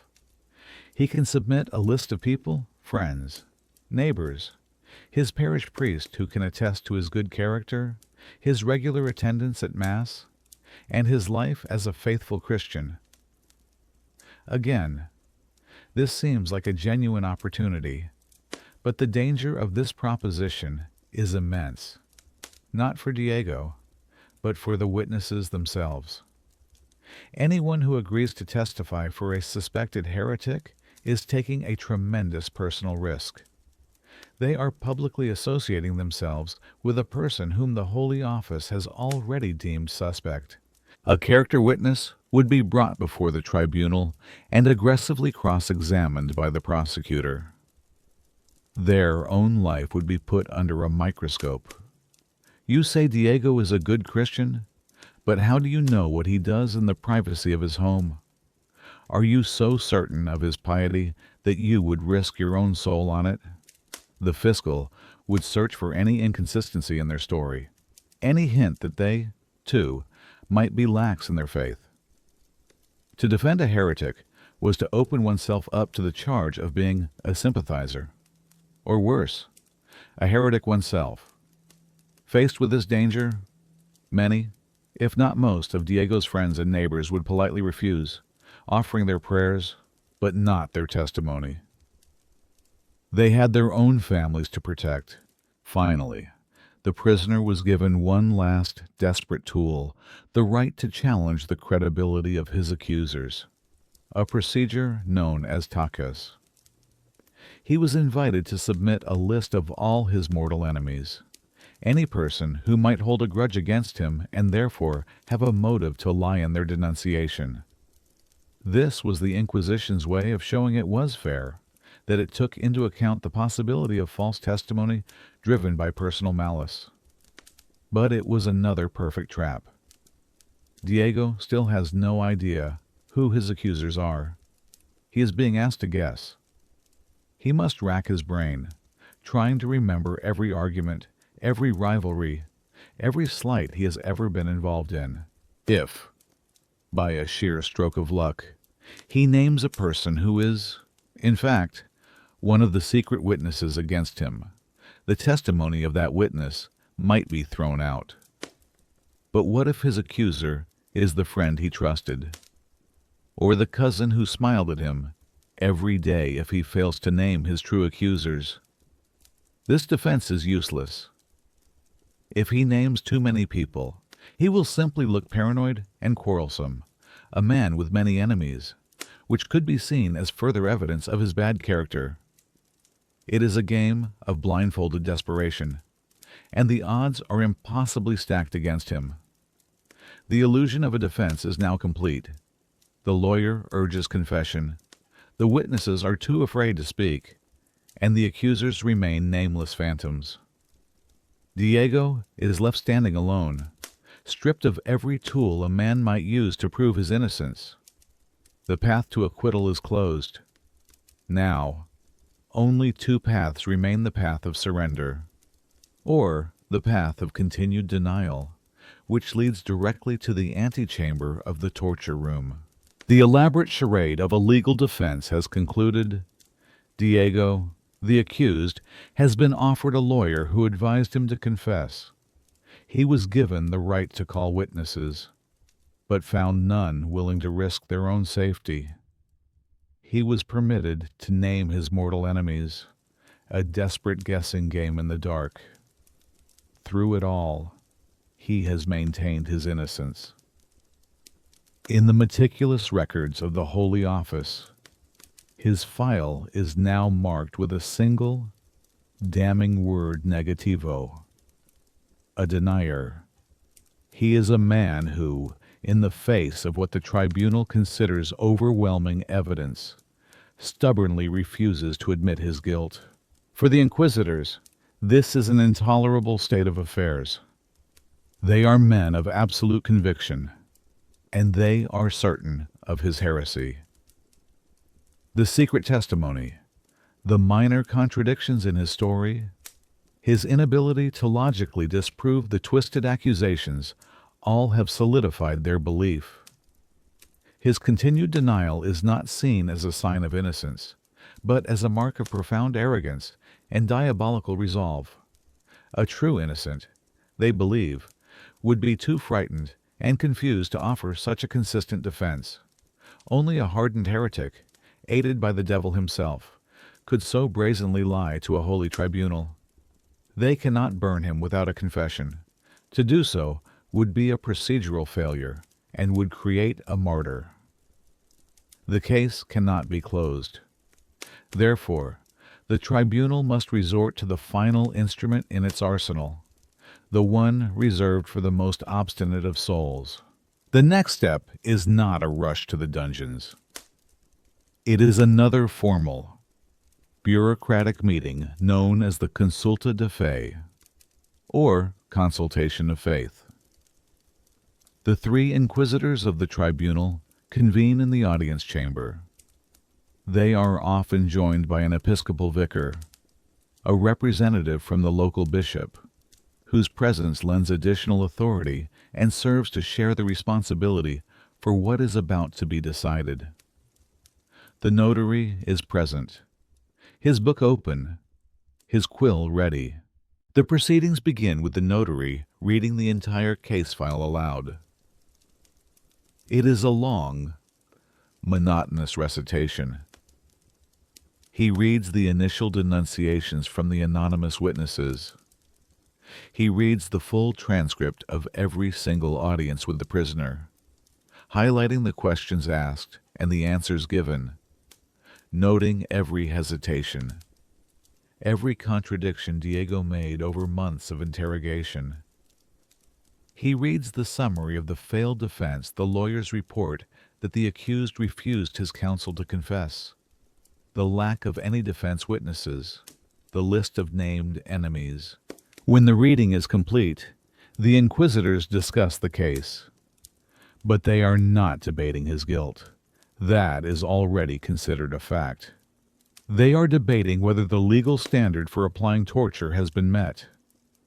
The laws of the Inquisition, in theory, forbade the arbitrary use of torment.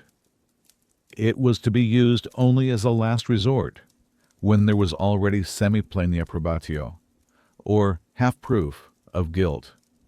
This half-proof could be one credible eyewitness, or a collection of smaller, corroborating pieces of evidence, such as the testimony of multiple accusers or the prisoner's own contradictory statements. The purpose of torture, they argued, was not to force a confession from an innocent man, but to simply elicit the truth from a guilty one who was too stubborn to speak it freely. It was a tool to break his defiance, not his innocence. After a solemn discussion, in which they reaffirm to each other that all other avenues have been exhausted, a formal vote is taken. The lead inquisitor poses the question, "Do you, in the name of God and for the purification of the faith, vote to proceed to the question of torment?" Each man present must cast his vote aloud, yea or nay. The notary carefully records the vote of each individual in the official record. This is a crucial part of the process. It diffuses personal responsibility. No single man is deciding to torture the prisoner. The institution, the Holy Office itself, is making the decision as a collective body, following its own established laws. In the vast majority of cases involving a negativo, the vote is unanimous. Once the vote is passed, a formal order is drawn up and signed by the inquisitors.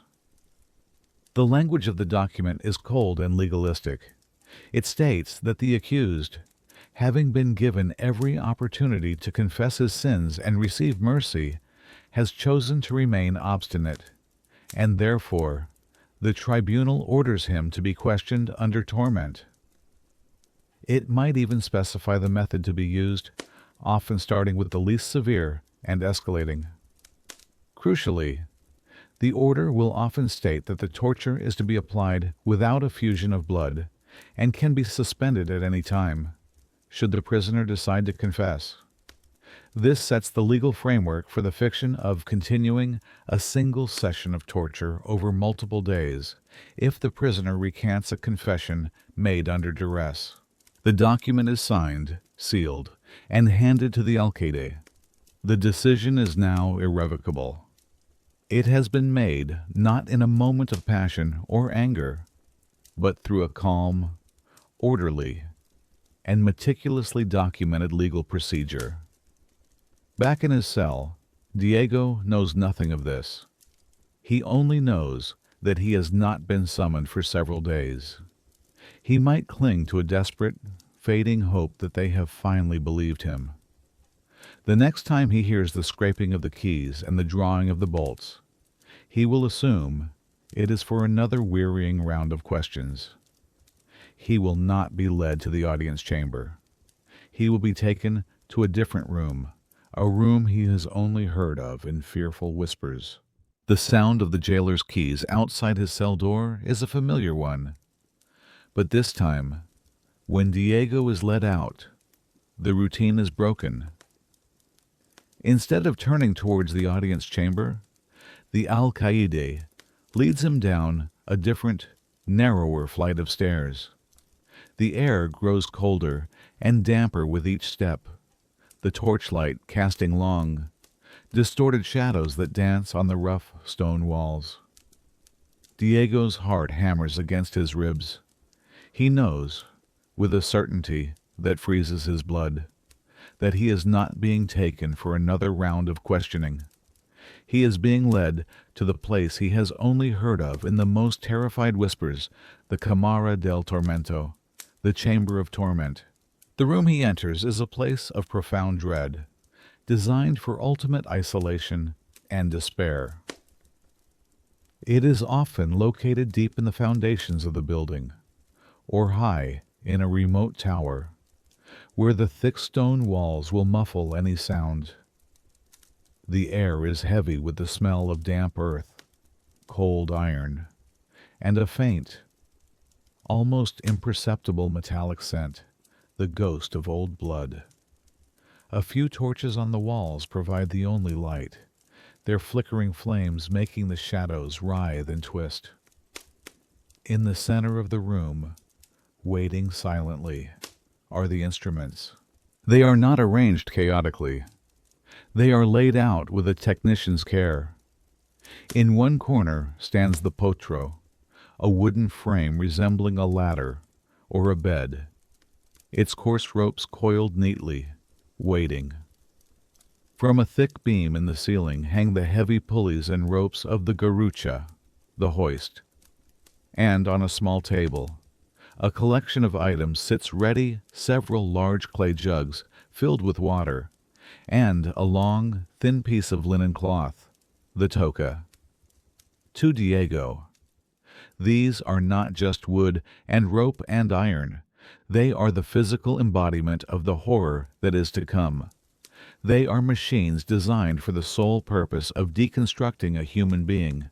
What makes the scene even more surreal and terrifying is the presence of the same officials who conducted his interrogations. Seated at a small table, away from the instruments, are the inquisitors.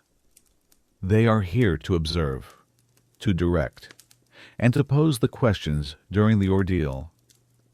Their presence transforms the act from a brutal beating into a formal, legal procedure. Beside them sits the notary, his book open, his quill freshly inked, ready to record the proceedings with dispassionate accuracy. His job is to document not only the prisoner's answers, but every cry of pain, every plea for mercy. The official record will not say, "Diego screamed in agony." It will state, "The accused uttered a loud cry." Standing near the devices is the executioner, the verdugo. He is often a professional, a man paid for his skill in inflicting pain. He may be hooded, his face concealed not for theatricality, but to protect his identity, allowing him to live anonymously within the community. He does not exude rage or sadism. He is calm, focused, a craftsman preparing his tools. And finally, completing this gallery of official observers is a doctor or surgeon. He is not there to offer comfort or to heal. His role is to lend a perverse veneer of medical legitimacy to the proceedings. He will stand by, ready to check the prisoner's pulse, to monitor their breathing, and to advise the inquisitors when the prisoner is at the limit of their physical endurance, when they are close to fainting or death. His presence ensures that the torment can be taken to the absolute brink without prematurely ending the questioning by killing the subject. Before the physical torment begins, there is one final ritual. The lead inquisitor addresses Diego, his voice still calm and even. "My son," he says, "the Holy Office does not desire your suffering. It takes no pleasure in what is to come. We seek only to save your immortal soul from the damnation of your lies. Confess the truth now, and this ordeal can be avoided." Diego, trembling, can only shake his head, perhaps whispering his innocence one last time. With a sigh of feigned disappointment, the inquisitor nods to the vertigo. The executioner steps forward and begins the preparation. He roughly pulls the coarse prison tunic from Diego's body, leaving him stripped naked, exposed, and utterly vulnerable under the cold gaze of the tribunal. The notary records this fact. The accused was stripped of his garments. Then, the formal order for torture, the one signed by the tribunal in their consulta de fe, is read aloud. The document states that the court, having lawfully determined the prisoner to be obstinate and deceitful, has decreed that he be subjected to torment to elicit the truth. It is the final bureaucratic seal on the horror that is to follow. With the paperwork complete, the verdugo takes Diego by the arm and leads him towards the first device. The sterile, almost medical procedure is about to begin. Of the methods of torment available to the Holy Office, the inquisitors would often begin with what was considered the mildest form, one which, in the chilling logic of their own manuals, was less likely to cause permanent injury or death. This was la toca, more commonly known as the water cure. Its genius lay in its simplicity. It required no complex machinery, only a few simple items, a long, thin strip of linen or silk cloth, the toca itself, and several large earthenware jugs, or cantaros, filled with water. It was a torture that left no visible scars, shed no blood, and broke no bones. It aimed to break the will by simulating one of mankind's most primal fears, the slow, suffocating terror of drowning. Having been stripped and admonished, the prisoner, Diego, is now handed over completely to the verdugo. He is led to the potro, the heavy wooden frame that is also used as the rack. But for this procedure, its purpose is not to stretch, but simply to immobilize. Diego is forced onto his back, the rough wood of the frame pressing into his skin.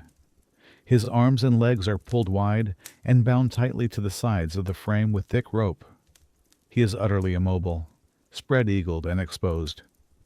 His head is then pushed back and secured in place, tilted at an unnatural angle so that his mouth and nose point directly towards the ceiling. His jaw is often forced open.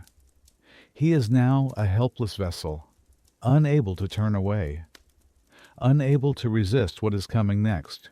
The verdugo takes the toca, the long strip of linen, and places it over Diego's face.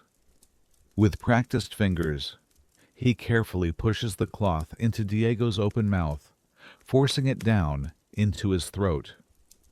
The immediate sensation is one of choking, a violent gag reflex that convulses his body. But the bonds hold him fast. The cloth fills his mouth and throat, a dry, suffocating barrier. The preparation is complete. The inquisitors, who have been watching in silence from their table, give a slight nod. The notary dips his quill. The verdugo picks up the first cantaro of water. He begins to pour. It is not a sudden, violent splash, but a slow, steady, continuous stream of water directly onto the cloth covering Diego's mouth and nose. At first, the linen simply becomes damp, but it quickly saturates, clinging to his skin like a second, wet membrane. It seals his air passages. The water, having nowhere else to go, begins to trickle, then flow down the cloth into his throat and up into his nostrils. The body's most fundamental instinct to breathe is denied. A fire of pure panic erupts in Diego's chest. He tries to cough, to spit out the cloth, but it is wedged too deep. He is forced to swallow, again and again, to keep the water from filling his lungs. But the stream is relentless. He can feel his stomach beginning to distend, to ache with the unnatural volume of water being forced into it.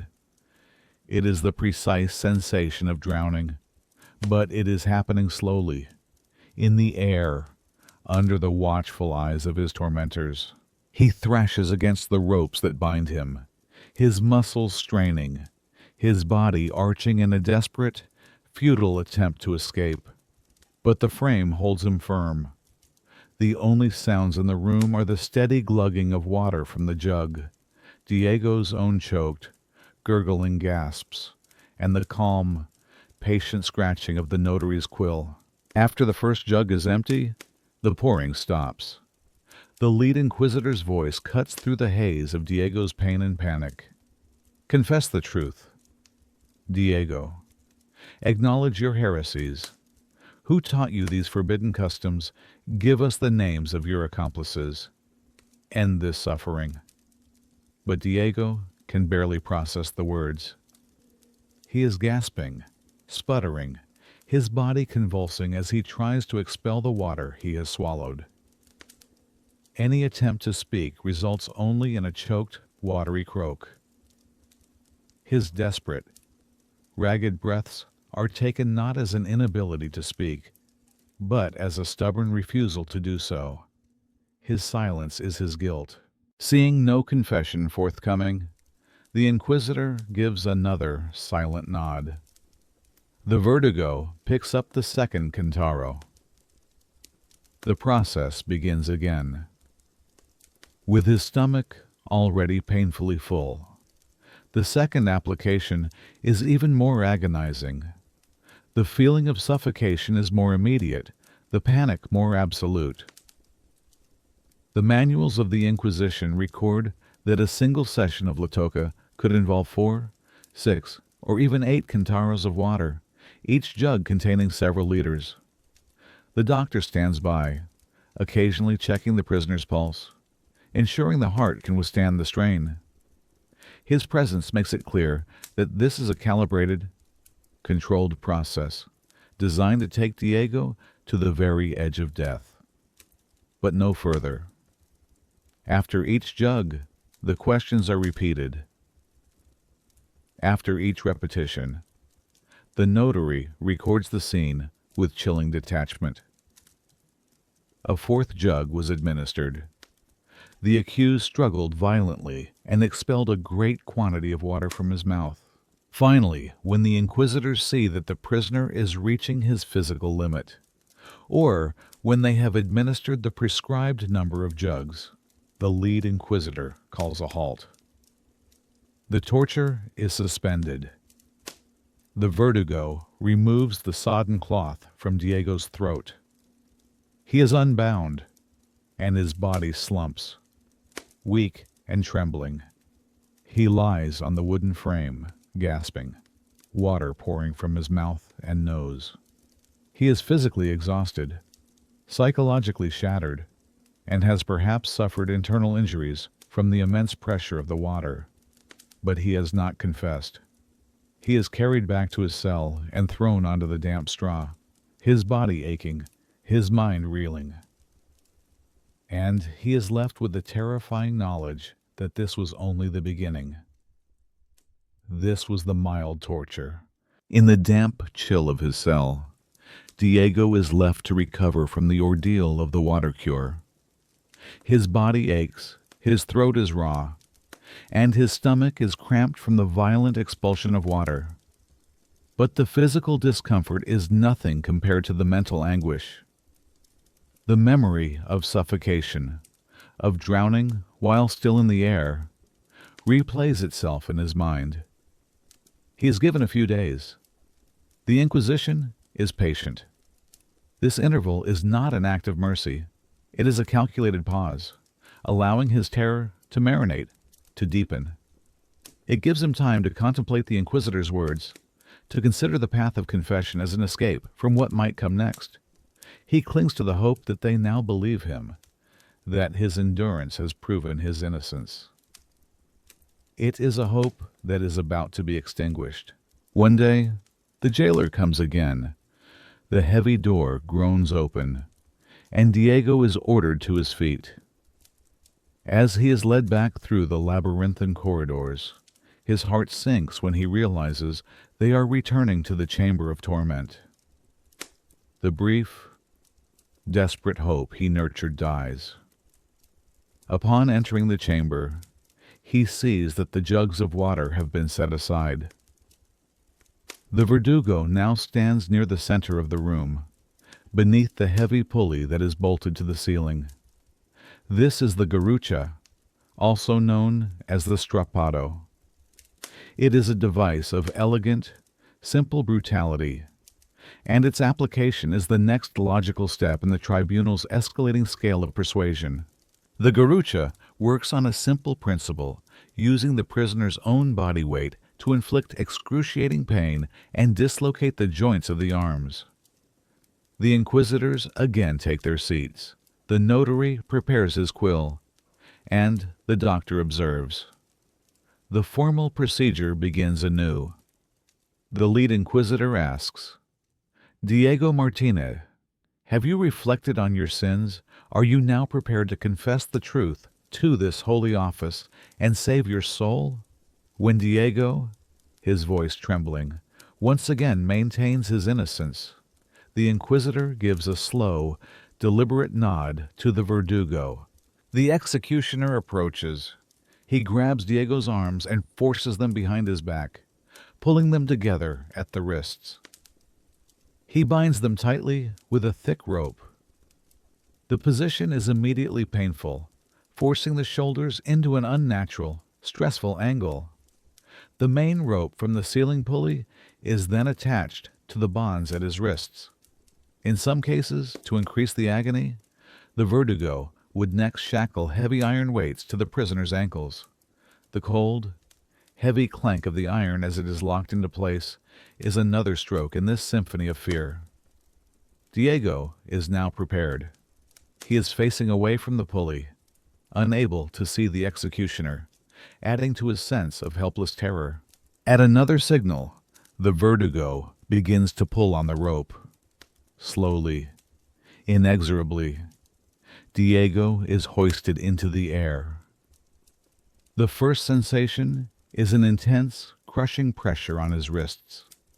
Then, as his feet leave the floor, his entire body weight is transferred to his arms, which are still wrenched behind him.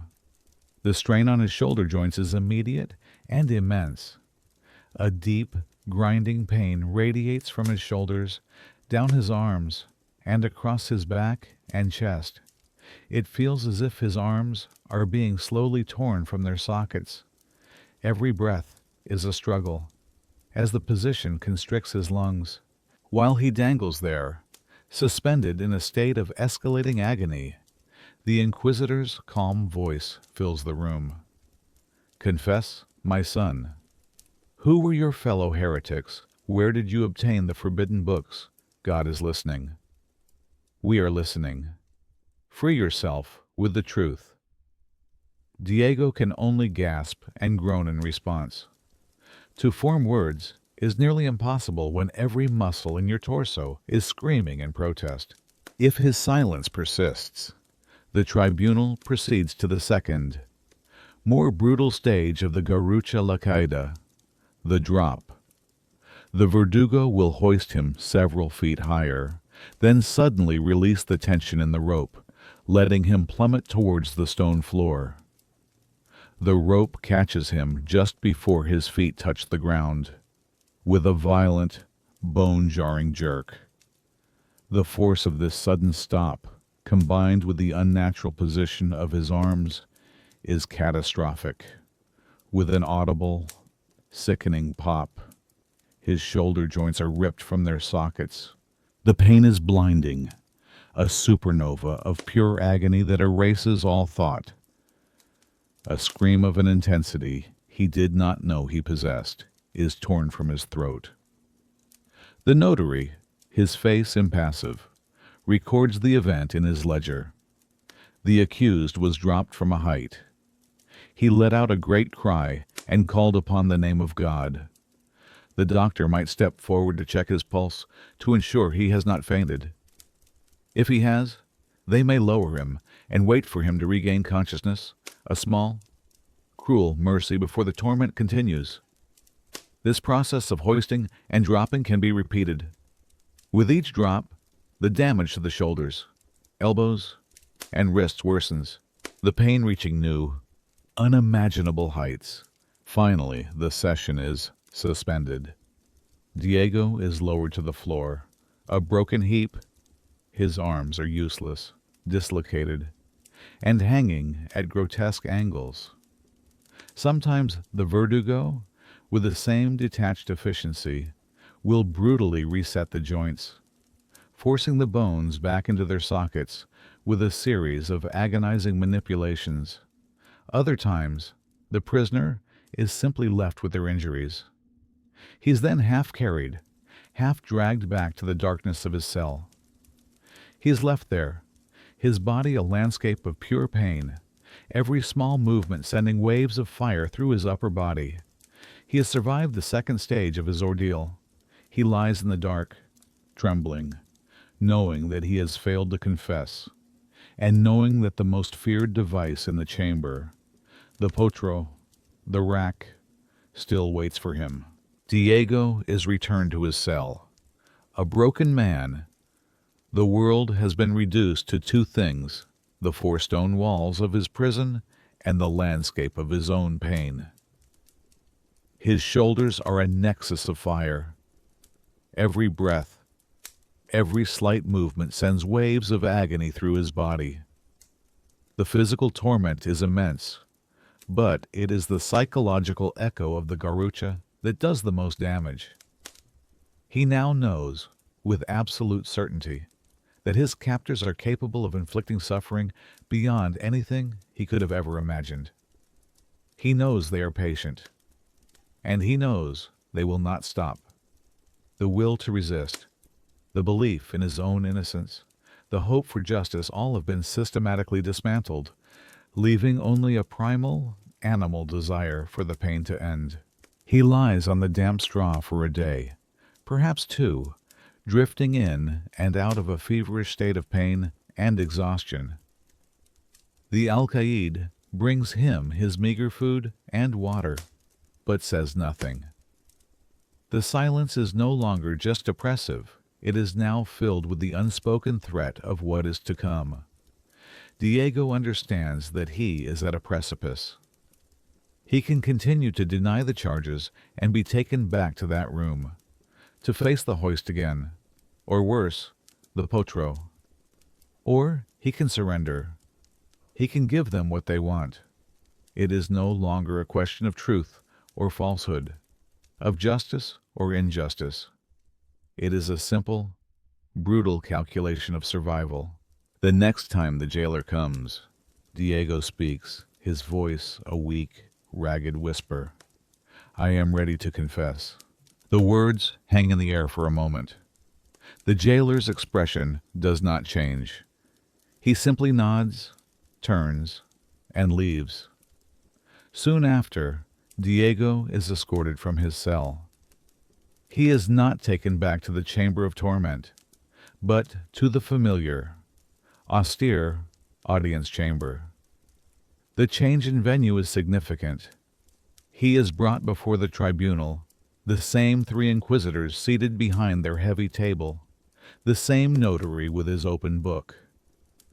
The atmosphere is once again formal, legalistic, as if the horrors of the past few days were merely an unpleasant but necessary interlude. The confession itself is not a wild, tearful outpouring. It is a structured, guided performance. Diego does not invent a story of heresy. The inquisitors already have the story. They simply need him to recite it. Is it not true, my son? The lead inquisitor begins, his voice once again calm and paternal, that you have kept the Jewish Sabbath by refraining from work. Diego, his spirit crushed, his body aching, looks at the impassive faces before him and knows there is only one acceptable answer. Yes, Your Honor, he whispers. They lead him through the accusations, one by one. The prosecutor's list of charges becomes the script for his confession. And is it not true that you possess a Bible translated into the vernacular? A forbidden act? Yes, Your Honor. And is it not true that you named your second son Daniel, a name common among the Jews? Yes, Your Honor. With each answer, he feels a part of himself dying. He is actively participating in the destruction of his own life, his own truth. The most crucial part of this confession is the naming of accomplices. You did not learn these heresies alone, Diego. Who taught you who were your partners in these sins? Under the threat of being returned to the Camara del Tormento, he gives them names, friends, neighbors, perhaps even family members, anyone whose name comes to his terrified mind. He is now not only a confessed heretic, he has become an instrument of the Inquisition, his testimony a seed for future arrests. The notary's quill flies across the page, recording every admission. The confession is complete, but now comes the most important and cynical piece of legal maneuvering. According to the Church's own canon law, a confession extracted during the act of torture was considered invalid, as it was made under duress. The Inquisition, being an institution of law, had to respect this. But they had a brilliant and terrible solution. They maintained that torture was never used to obtain a confession, but only to prepare the soul of a stubborn heretic to tell the truth afterward. And so, a day or two after the confession has been given, Diego is brought before the tribunal one final time. This session is called the ratification. The notary reads the full text of the confession aloud, the long list of heresies, the names of the accomplices. When the reading is finished, the lead inquisitor looks at Diego and asks a simple question. Diego Martinez, you have heard your confession read. Are you now, in this place, free from any fear or pressure of torment, willing to state that this confession is the complete and honest truth? This is the final checkmate. Diego stands there, his body still a symphony of pain from the garrucha. The memory of the torture is fresh and vivid in his mind. He knows what awaits him if he says no. He knows that if he recants, the inquisitors will simply declare that his previous torture session was suspended, not completed, and he will be taken back to continue it until he is once again prepared to tell the truth. The threat does not need to be spoken. It is an absolute certainty. With a broken spirit and a hollow heart, he gives the only answer he can. Yes, Your Honor. It is the truth. The notary makes the final, damning entry in the record. The accused freely and spontaneously, without any coercion, ratified his previous confession in full. The legal fiction is complete. The case is closed.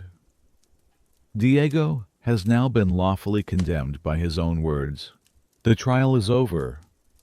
The confession, extracted through fear and torment, has been formally ratified and entered into the record. The prisoner, Diego, along with dozens of others who have been processed by the tribunal, is now no longer an accused. He is a penitent, a soul whose guilt has been established and whose fate has been decided. But the Inquisition's work is not yet done. Justice in their eyes must not only be done, it must be seen to be done. The final act of this long, dark drama is the auto de fe, the act of faith. This is not the execution itself, but a grand, solemn, and terrifying public ceremony where the sentences of the condemned are read aloud to the entire community. It is the Inquisition's greatest piece of theater, a massive spectacle designed to inspire awe, fear, and unwavering obedience. Weeks before the event, the date of the auto de fe is announced from the pulpits of every church in the region. It is declared a major religious holiday. All businesses are ordered to close. The faithful from every surrounding village and hamlet are urged to attend, to bear witness to the triumph of the church over heresy. People flock to the town, turning the occasion into a strange and somber festival. In the main plaza, a large, multi-tiered stage is constructed. It is draped in black cloth and arranged with seats for the inquisitors, the local bishop, and the highest-ranking secular authorities of the city. Opposite this stage of judgment, a second, lower platform is built for the penitents themselves. And just outside the city walls, at a place that will become known as the quemadero, the burning place, workers erect tall wooden stakes, piling bundles of dry firewood at their base. The entire city holds its breath in anticipation of the great, terrible day. On the morning of the auto da fe, the ceremony begins with a procession. It is a slow, solemn parade of shame that winds its way from the Inquisition's headquarters through the crowded streets to the main plaza. At the head of the procession march the Dominican friars, carrying candles and chanting psalms. Behind them, held aloft, is the green cross of the Inquisition, its stark, simple design, a symbol of the Holy Office's authority. Then come the penitents, walking one by one, their heads bowed. They are organized in order of the severity of their crimes, from the least to the most damned. The first group consists of those guilty of minor offenses, those who confessed early and have been reconciled with the Church. They may be barefoot, carrying a single, unlit candle as a sign of their penance. Behind them walk those whose crimes were more serious. These are the ones who wear the infamous San Benito, the penitential garment that serves as a walking billboard of their guilt. The San Benito is a sleeveless yellow tunic, like a monk's scapular, that drapes over the front and back of the body. The symbols painted upon it tell the story of the wearer's soul and their ultimate fate. For a penitent who has confessed and been fully reconciled, the San Benito might be a simple, plain yellow, or marked with one or two saint. Andrew's crosses. They are shamed, but they will live. For those who confessed, but whose heresy was deemed too grave for simple penance, their San Benito is painted with flames pointing downwards. This is the fuego revuelto, the reversed fire, a symbol that they have been saved from the fires of the stake, which they so richly deserved. Their sentence might be life imprisonment. And then comes the final group in the procession, the most dramatic and terrifying of all. These are the unrepentant heretics, the negativos, like Diego, who were convicted through torture, and those who have relapsed into heresy after a previous conviction. Their San Benito is a canvas of damnation, painted with their own portrait surrounded by upward-pointing flames and grotesque images of demons, dragons, and snakes. On their heads, they wear a tall, conical hat, a carroza, similarly painted with scenes from hell. They are often gagged to prevent them from shouting blasphemies or last-minute protestations of innocence to the crowd. They walk barefoot, their hands bound before them, each flanked by two friars who murmur prayers and ceaselessly urge them to repent. Even at this final hour, the crowd watches this slow parade of human misery with a mixture of pious horror and morbid fascination. They jeer and spit at the condemned, shouting insults and reaffirming their own righteousness. They weep and pray as the symbols of the church pass by. It is a powerful, cathartic ritual for the community, a public purging of the sins that have supposedly infected their town. As the procession finally reaches the great stage in the plaza, the penitents are led to their platform. They are seated in rows, facing the tribunal of their judges and the entire population of their city. The sun beats down upon them. A long, solemn mass begins, and for hours they must sit there, on display, waiting for their names to be called and their sentence to be read. As the last embers of the quemadero fade to gray ash and a somber silence settles over the town, the great, terrible theater of the auto da fe is complete. We have walked the path of the accused, from the first anonymous whisper to the final, fiery conclusion. It is a story of such methodical cruelty that it seems almost alien, a nightmare from a distant and unenlightened age. And yet, as we retreat from the visceral horror of the flames and the rack, we are left with a deeper, more haunting question. Was this centuries-long ordeal, this vast institutional machine of judgment and torment, truly about faith? Was it a sincere, if brutal, attempt to purify the soul of a nation and protect it from the spiritual disease of heresy? Or was the defense of God merely a convenient and sacred mask for something far more terrestrial, far more human? When we look beyond the religious justifications, the Spanish Inquisition reveals itself as one of the most effective instruments of state building and political control ever conceived.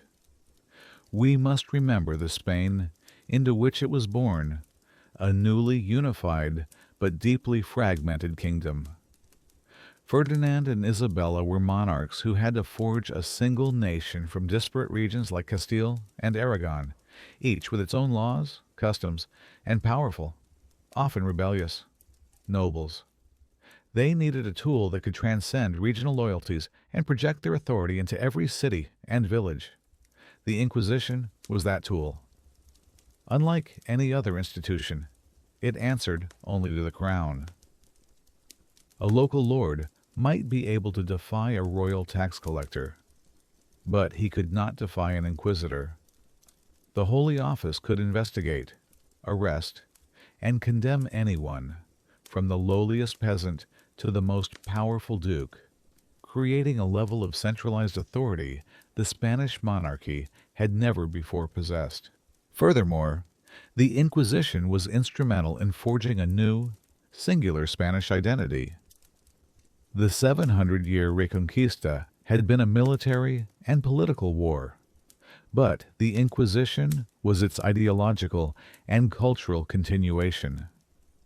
It sought to define what it meant to be Spanish, not just by language or loyalty to the crown, but by blood and faith.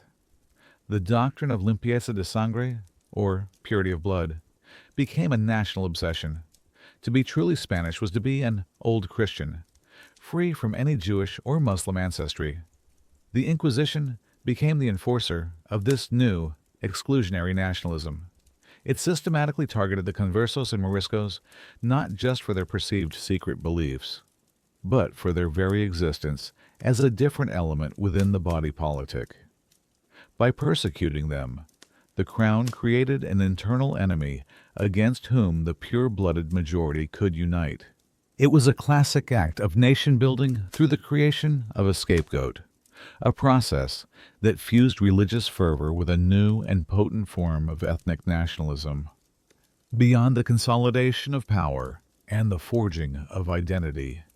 There was another, far more tangible motive driving the Inquisition money. The Holy Office was an astonishingly profitable enterprise. The rule of immediate sequestration of all of a prisoner's assets was its financial cornerstone. From the moment of arrest, a person's entire life savings, property, and business interests were seized. This wealth was used to pay the salaries of the inquisitors, the notaries, the guards, and the torturers. It paid for the food in the prisons, the wood for the pyres, and the wax for the candles in the audience chamber. The Inquisition funded itself. But it did more than that. It generated enormous surpluses, a significant portion of which went directly to the royal treasury. This created a perverse and undeniable economic incentive for persecution.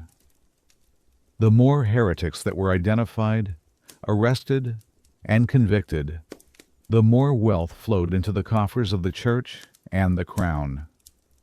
It is no coincidence that the Inquisition's activities were often most intense in prosperous merchant centers like Seville, where many wealthy converso families lived. The destruction of these families was not just a spiritual cleansing, it was a massive transfer of wealth.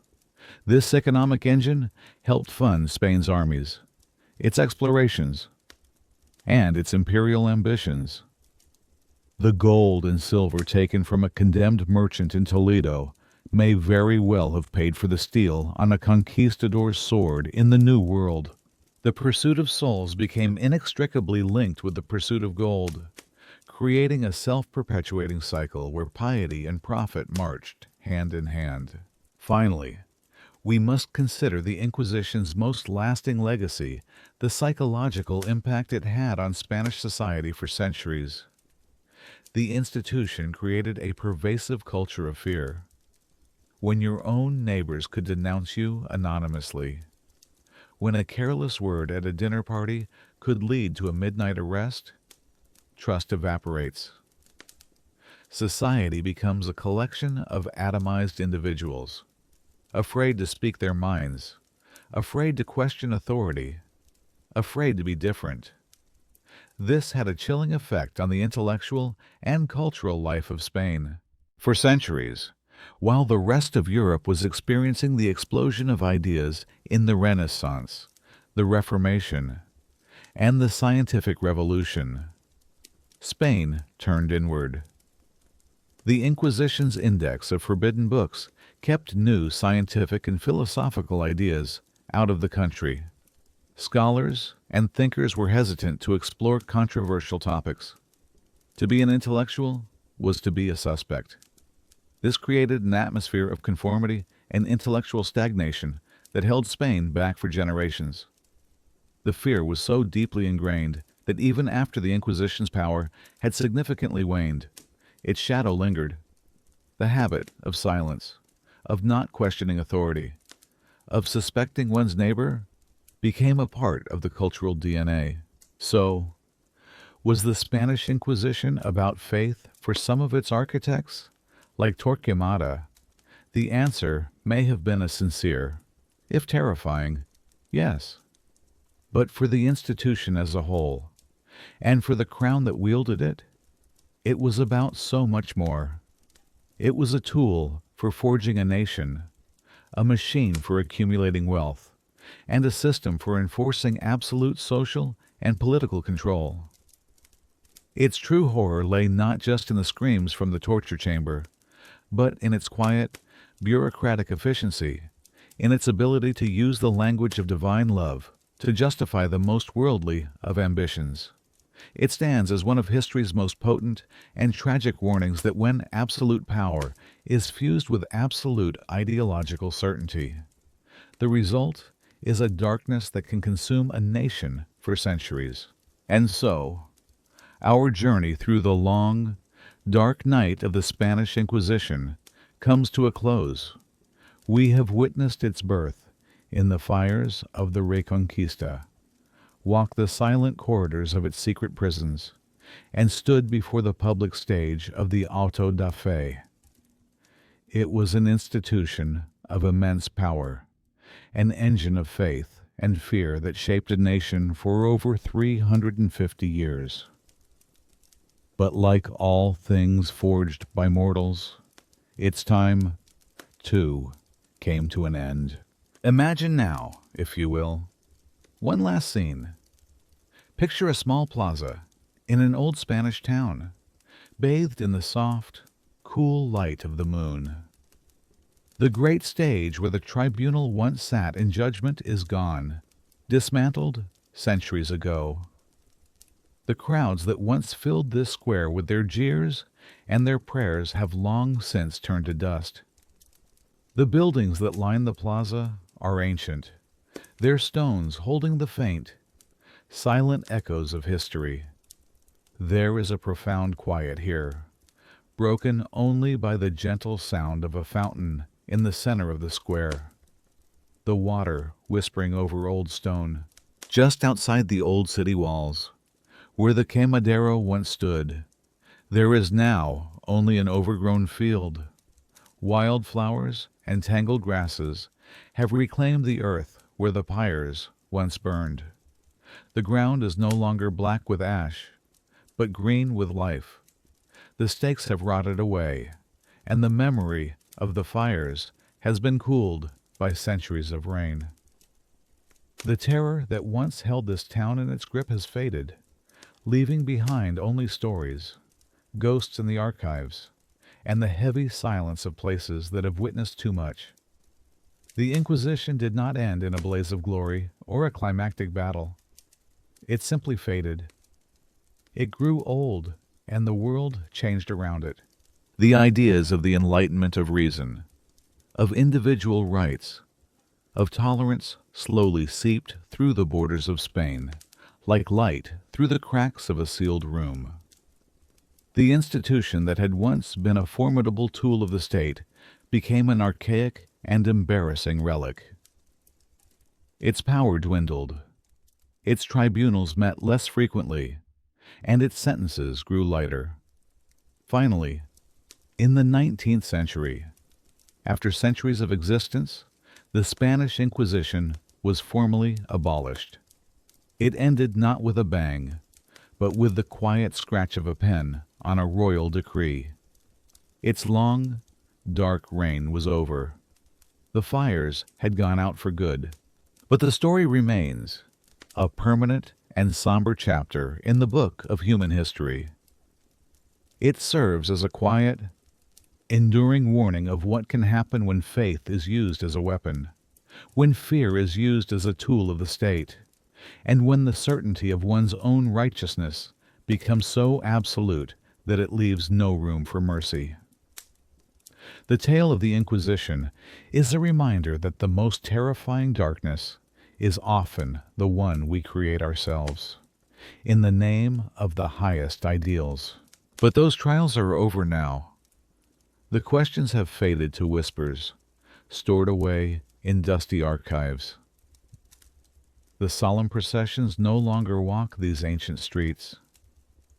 The only judgment here tonight is the gentle, impartial passage of time, which has soothed these old stones and quieted their sorrowful tales.